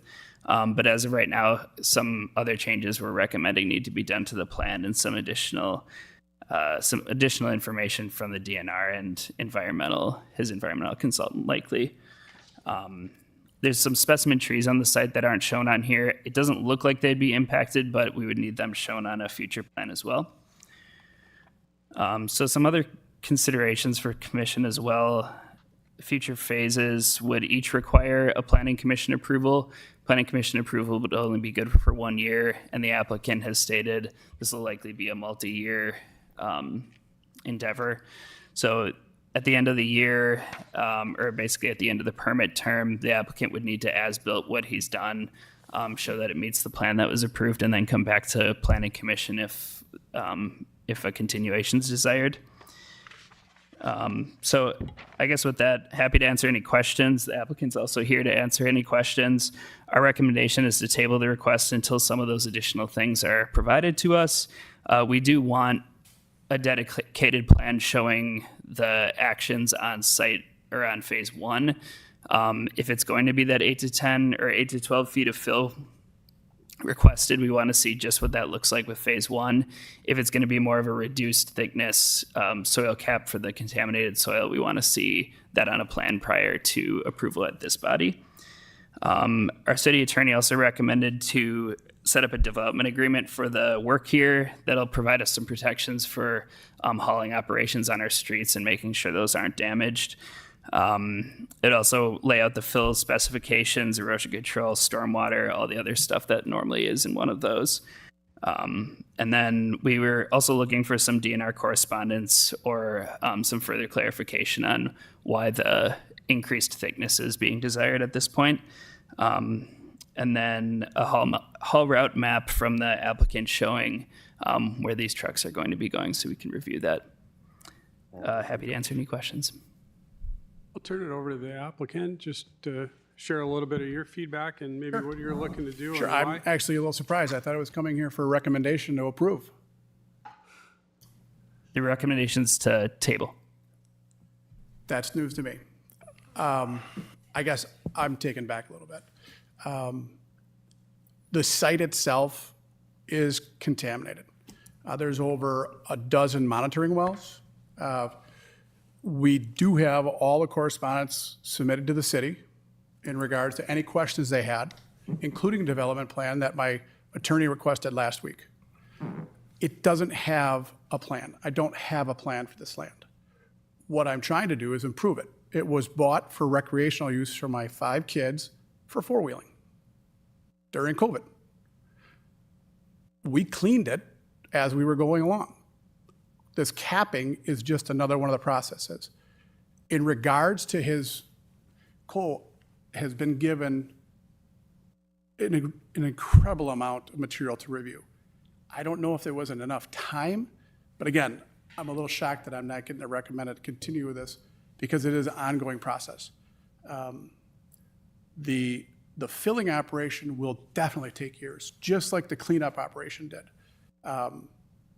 So it's not going to be all at once. The reason why the map is divided up like it is because I've met with the city 3 different times, once with Jack and Cole at initial meetings, and then 3 other times at the desk. I implemented all of their recommendations. I've had these conversations with the desk. If you can't tell, I'm a little disappointed that their recommendation is to table. That being said, per acre, I don't think the 30,000 truckloads is a lot. I think if you take that development you guys just approved and you took it by the square foot of trucking, there's going to be less trucking on this 60-acre site than it is going to be for that site that you have adjacent to the school.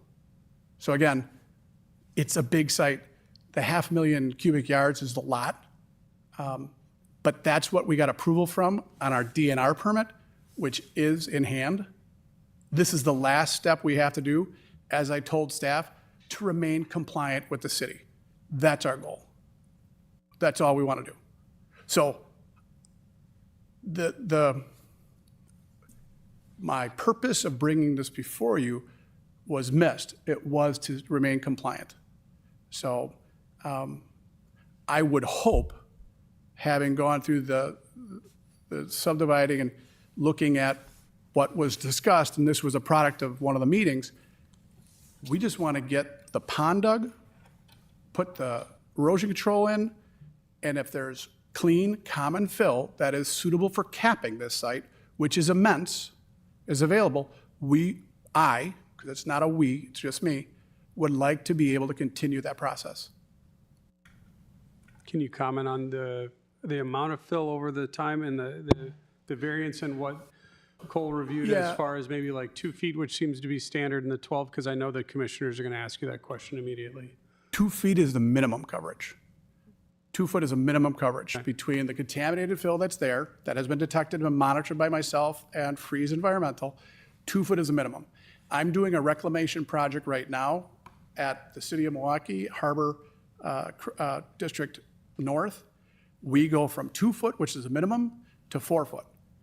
Basically, and staff has been made aware of this, we chose 8 to 12 to make sure no one would penetrate the cap.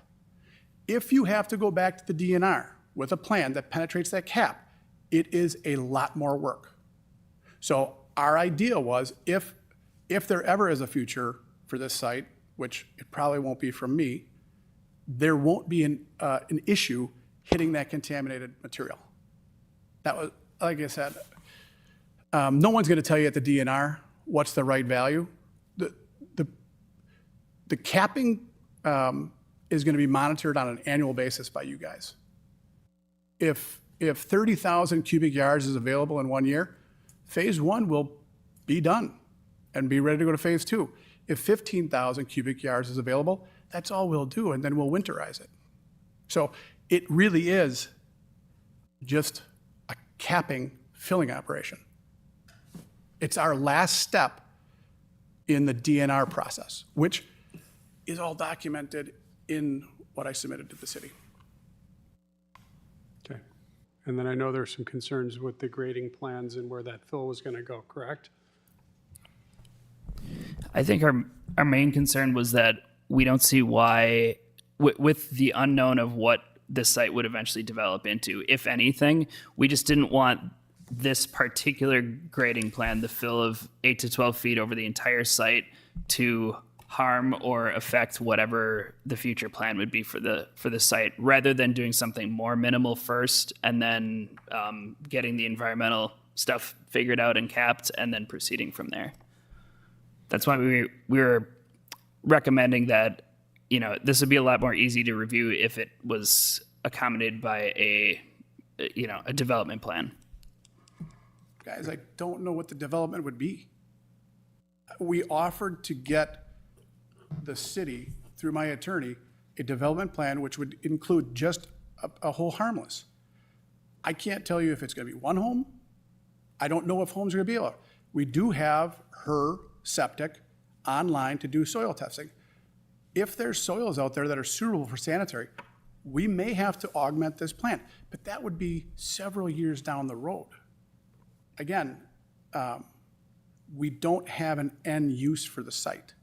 We are trying to remain compliant, as we have been, with the city. We just don't want to be there without you guys know what's going on. Again, that plan right there with those elevations and those topos has been approved by the Wisconsin DNR. Okay, great. Commissioner Chorn.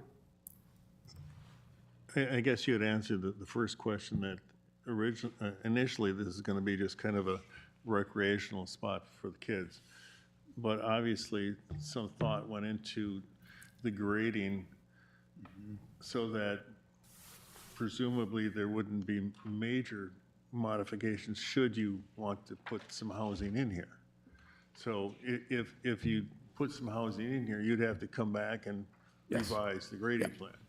Yeah, this plan would be something you guys would see every year. It's a one-year permit. I cannot move 500,000 cubic yards in 10 years.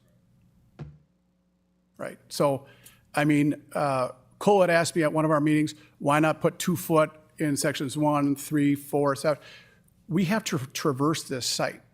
Again, that's an economics question and also a feasibility question. What's reasonable, right?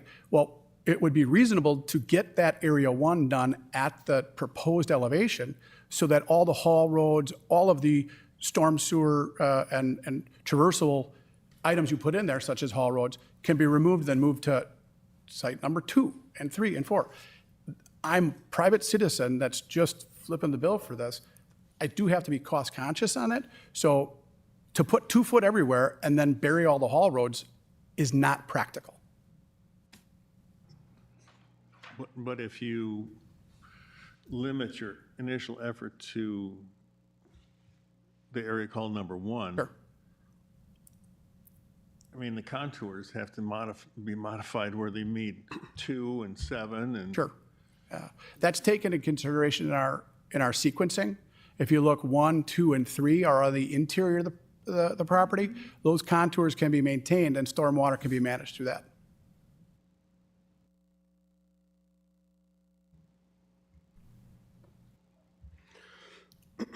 Alderman Parrish.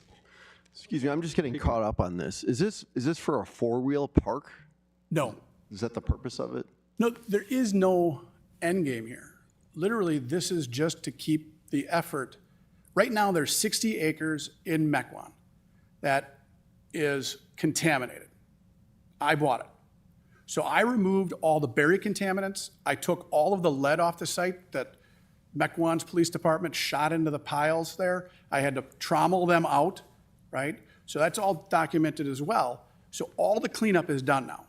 So all of the hazard and hazardous materials that the DNR did a study in 2004, we met all that criteria, including vapor testing, 4/4 of the monitoring wells testing. We've done all of that. That's what my environmental engineer is in charge of. So once we did that, we then submitted for the capping. There is no proposed, there's no roadway on there. There's no parking, there's no road, there's nothing. So right now, it's a blank slate. I am just looking for the city's approval to be able to bring in the clean dirt, which is, there's a finite amount, right, available annually, and we only get it from basically April to the end of September. That's when most of your excavation is done, so that would be a byproduct that would come to the site. We just don't want to miss out on that. The end is never going to be a 4-wheeler park. I had sent an email requesting what were the permitted uses. I think this is R3. Jack, you seem to know most about that. It's R1, 5 acre for the most part. Okay, so what would be a permitted use? 5 acre residential housing. That's probably what it'll end up being then.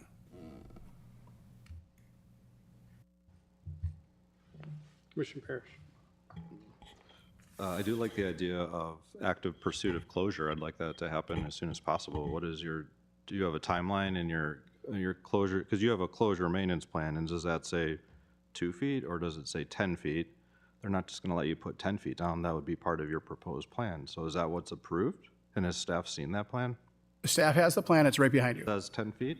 It says between 8 to 10 feet. That's what the DNR approved? That's what we have, a permit from the DNR to put on the site, yes. Okay, so they the were okay with the thicker cap on here? Yeah, the DNR had no problem with that. Again, Freeze Environmental will be the person that puts together the closure packet based on what the final use will be.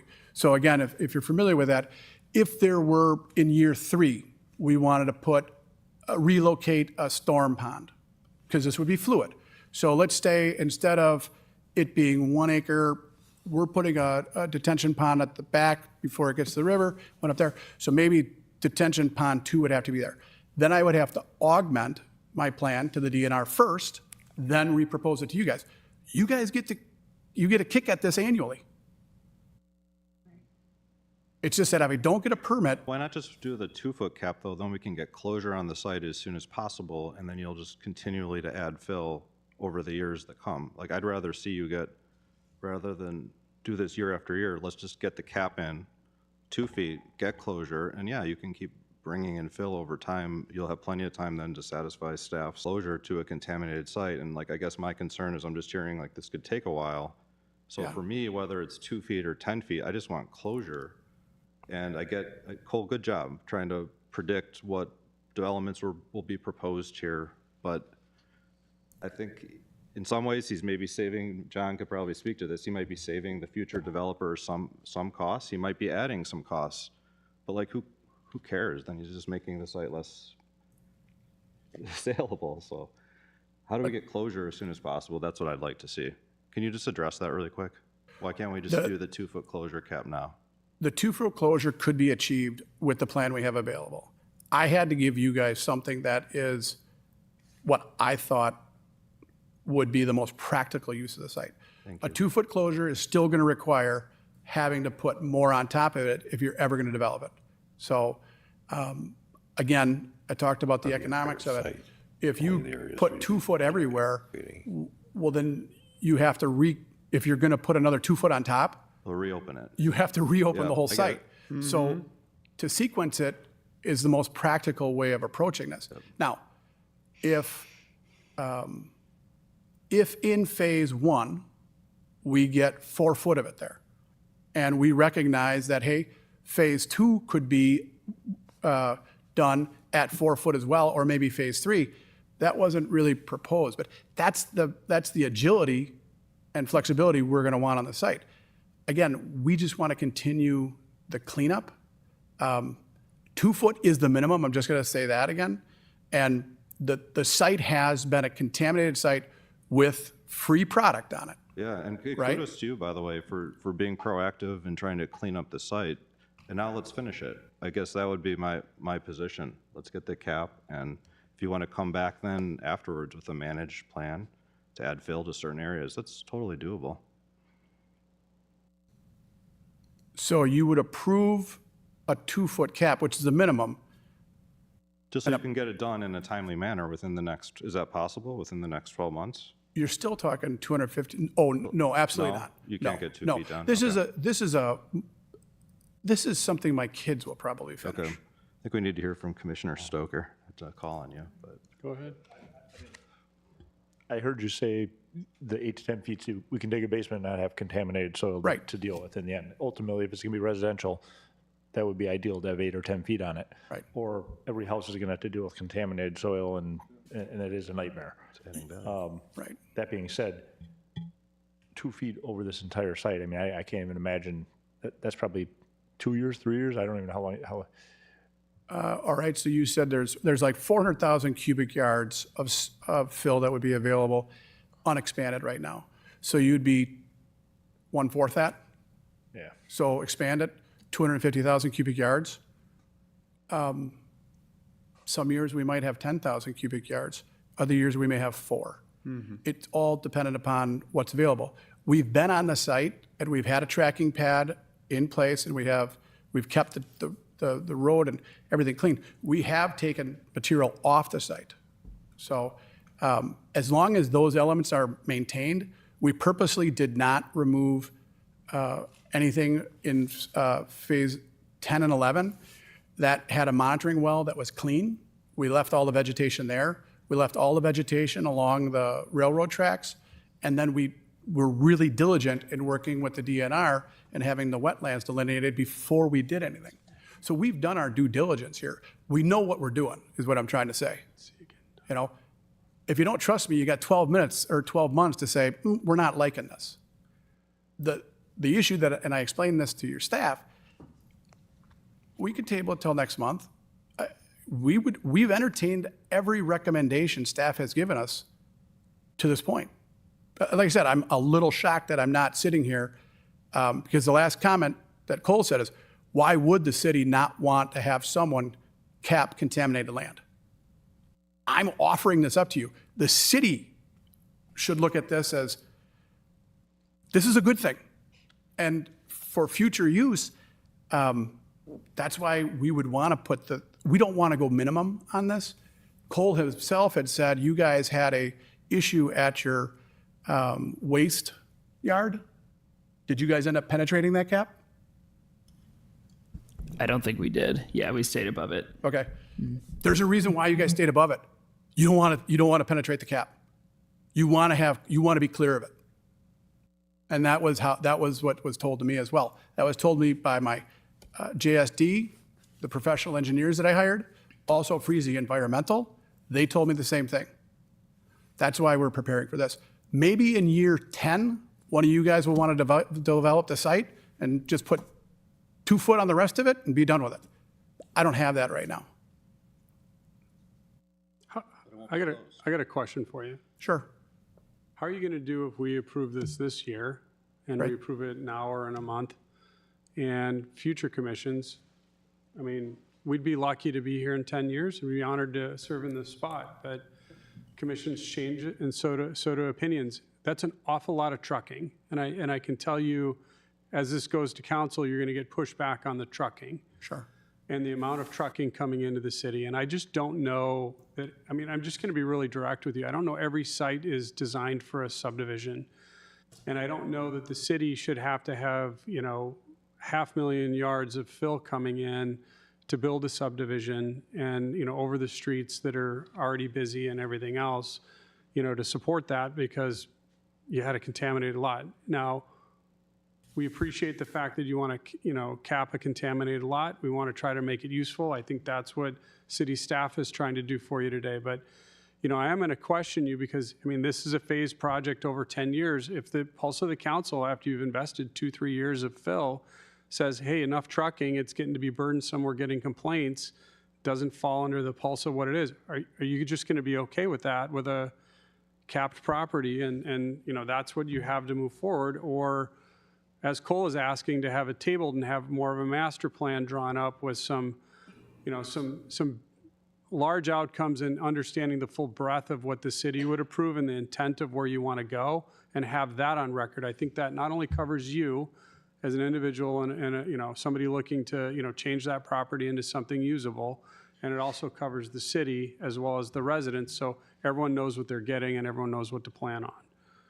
So thoughts on that? Okay, your first comment was, am I okay if it only gets capped with 2 foot? That was your, yes, I'm fine with that. Okay. So if in 3 years you guys say we're done capping, you guys have ultimate control over that. That's your decision. So I don't have any say in that. Okay. All right. Number 2, not every site has to be a subdivision. I'm not asking you for a subdivision permit right now, right? I'm asking you to cap contaminated fill. Okay. Yeah, well, what's the purpose is the question. In the end, goal of this whole thing. Don't if have it turns into a subdivision, then I don't know, I get that we want to know the purpose. If he chooses to be an environmental steward, and he tells us that's the reason that he wants to just do it, maybe the city wants to buy it for me in 10 years and you guys want to put a baseball diamond on it. Who knows? Yeah. right? It's, correct me if I'm wrong, this is next to the bike trail, right? This is, okay, so between the bike trail and this property are the railroad tracks and a drainage ditch. Okay. And none of that vegetation has Almost been touched, protected. nor will it. It's not impacted, that vegetation was not impacted and is not impacted by the contaminated fills. Commissioner Stoker. I think, I'm trying to empathize with the applicant here a little bit. I think what everyone here is missing is the financing side of this. Even to cap it, he's relying on free fill. Someone's not going to come in and purchase and bring in 10 feet of fill. It would be millions of dollars, and this property would be useless for anything because no one could afford it. So what he's looking for is, over time, to be able to take advantage of free fill. Now, I'll hate him because there's going to be times that he's going to be taking fill that I need, but that's neither here nor there. Well, call me. No, but the reality is to make this site, forget whether it's residential. Like you said, it's a baseball diamond. I don't know, and again, I'm not an environmental person. I don't know if you want a baseball diamond 2 feet above the cap or the existing soils, or you want to be 5 feet. But he's just trying to get the flexibility to, over the next 2, 3, 5, 6, 7, 8 years, take advantage of free fill. And like you said, he may get 1 year a ton of it, and it's very cyclical when we can get fill and we can't get fill. So it's really an economical thing is what I'm seeing. Sure it is. He's trying to do this without, he's not coming to us saying, I'm going to spend $30 million of my own money buying fill. He wants to do it, but there's certainly costs he has because the fill comes in and something has to be done with it. So it's a very generous offer he's making. It's just, I think it's going to take time. And I think that's what you're scared of, because you're going to have new planning commissioners, you're going to have new common council members. Yeah. But Well, ultimately, I see what you're doing and it's an improvement to a bad situation, and, we should be thankful for that. So Cole, question for you. So I have two concerns, and I'll be just real transparent with it. I'm the alderman in the district. I'm going to get a lot of calls on this with the trucks coming by. I guarantee it. So Cole, I want to make sure, a couple things.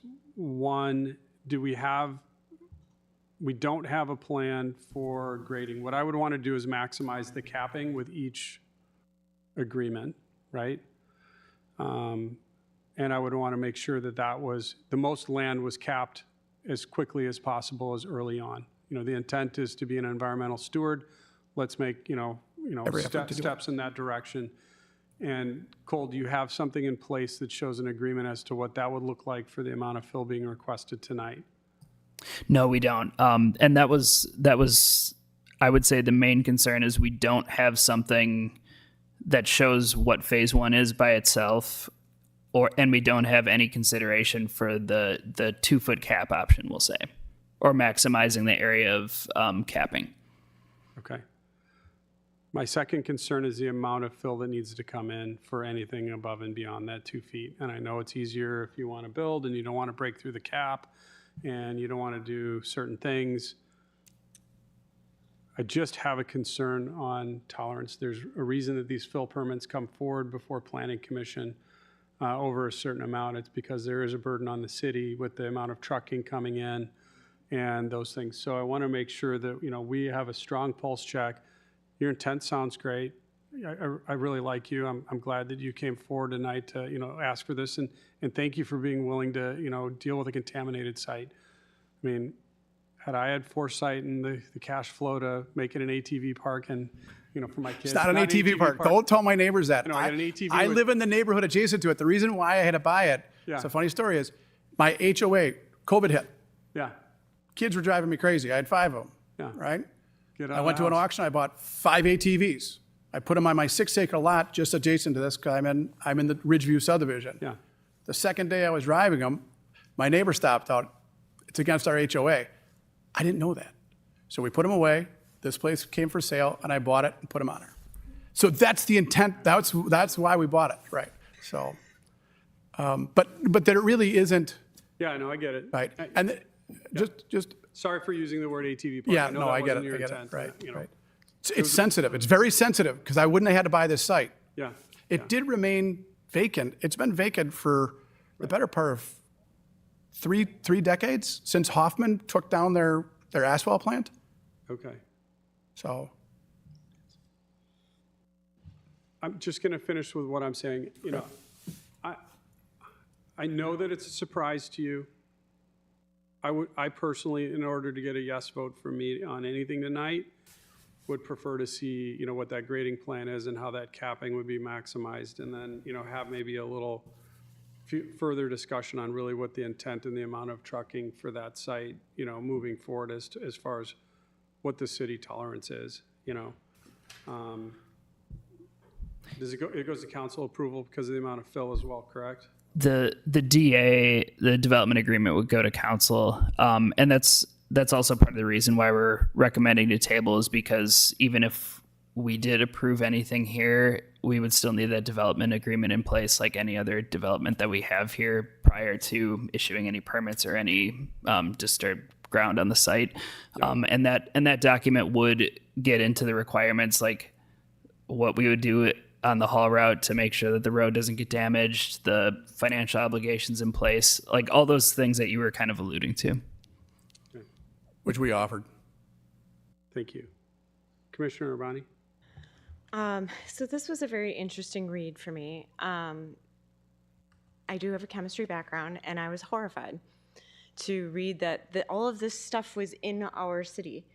And I thought the city had commissioned to like have it cleaned. So then, and I keep reading, and that's you are cleaning it, and you did a lot of things to clean it up. Right. Removing contaminated soil.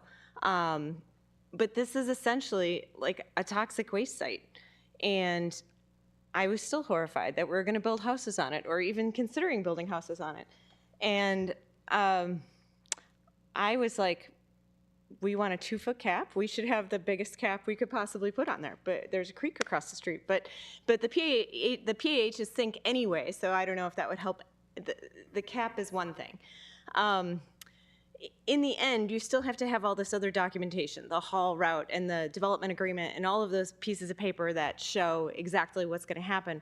But as far as the cap is concerned, to me, there's nothing deep enough. And the deeper, the better. Thank you. City staff, what's your thought on that? Do you mirror that opinion? Or just at least a cap is important because it's a contaminated site? Yeah, I mean, a thicker cap would be fine, I guess, in theory. It's just you are, I guess, approaching a lot of unknown with doing the maximum effort first. And that by first, that is 10 years of hauling to bring in that much fill. So I guess our thought was do the minimum first before you know what's going to happen. Cole, how many quad axles did you estimate if they went to 10 feet? 30,000. Yeah, and Mark can correct me if I'm wrong since he does this for a living, but yep, 30,000. But if you really start doing that, guys, Your mic on? 30,000 loads Nothing. on 120 days per season available. Let's say you found a site that could bring all 30,000 in 1 year. It's really not that much traffic if you start doing the math. It sounds like an astronomical number, but that's the problem with numbers. You don't get it. Start doing the math. I was sitting there doing it. It's not like you're bringing 13,000 trucks down Highland Road in 1 day. 30,000 just divided by 120, which is the business days between April and September. Now talk that over 10 years. It's a minute task onto our infrastructure over a 10-year period. It's nothing. We move 30,000 yards of dirt in Mequon with other projects every year. I guarantee it, probably 10 times that much. So don't get hung up on 30,000 quad axle loads of dirt. It's not that much. And so I think you all need to think about that. And I think that's what's in everyone's head. Oh my God, 30,000 loads. We're gonna, traffic. We're gonna have dump trucks lined up to Port Road. That's not what it's gonna be. And it's gonna be over 10 years. I don't know if you're gonna be able to find that kind of fill or not. No, it is much like I had said before. This is a long-term project. This is something that has been. This study was done in 2004, guys. No one has touched this for a reason. I'm a resident. I just told you, I walked to this site. What we've put before you is something that's doable. I understand 2 foot, reduce the trucking, but that's not going to get the site where it needs to be. Maximum effort is what I want to put forth at the beginning. Maximum effort is what I gotta say, because that's what it's going to take. You can't be half in this project and half not in this project. You have to look at it and say, hey, this is something that has to be done. It has to be done right the first time because you're not really going to get a second chance at it. Now, if that dirt, once it's clean, has to be moved around on site, it goes from $15 dirt to $3 dirt because you're doing mass excavation like you would do for one of your subdivisions. That's a totally different subject. Again, you're going to have more of an impact on the project you just approved on Bun Truck than you would on this site for trucking. And we do have a trucking route in. We truck 76th Street to Highland. It was approved in our permit for the other, and that was included in our packet. And you guys haven't even known anyone was there. You guys haven't. I've been doing all of this with a permit. No one's complained. I'm not in the business of bringing something to the city. If we have an issue where a rogue trucker might get into the dirt and truck it, we have a sweeper on call. I own them. It gets cleaned. The city has had no complaints on this site. You will not have complaints on this site if I manage it. I'm not in the business of pissing off my neighbors. Excuse my language. It's fair.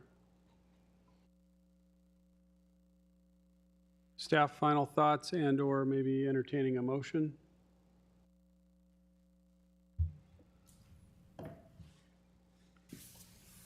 Alderman Parrish.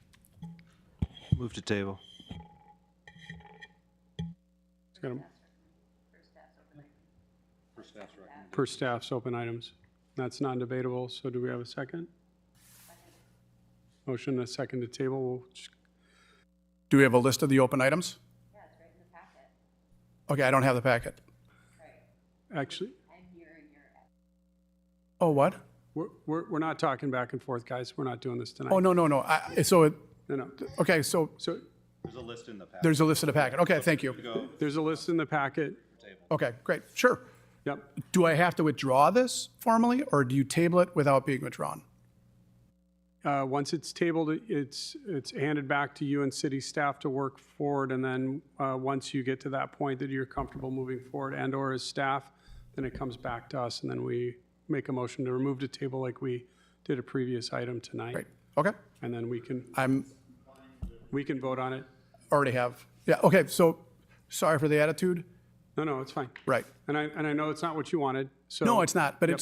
it's moving in the right direction, so.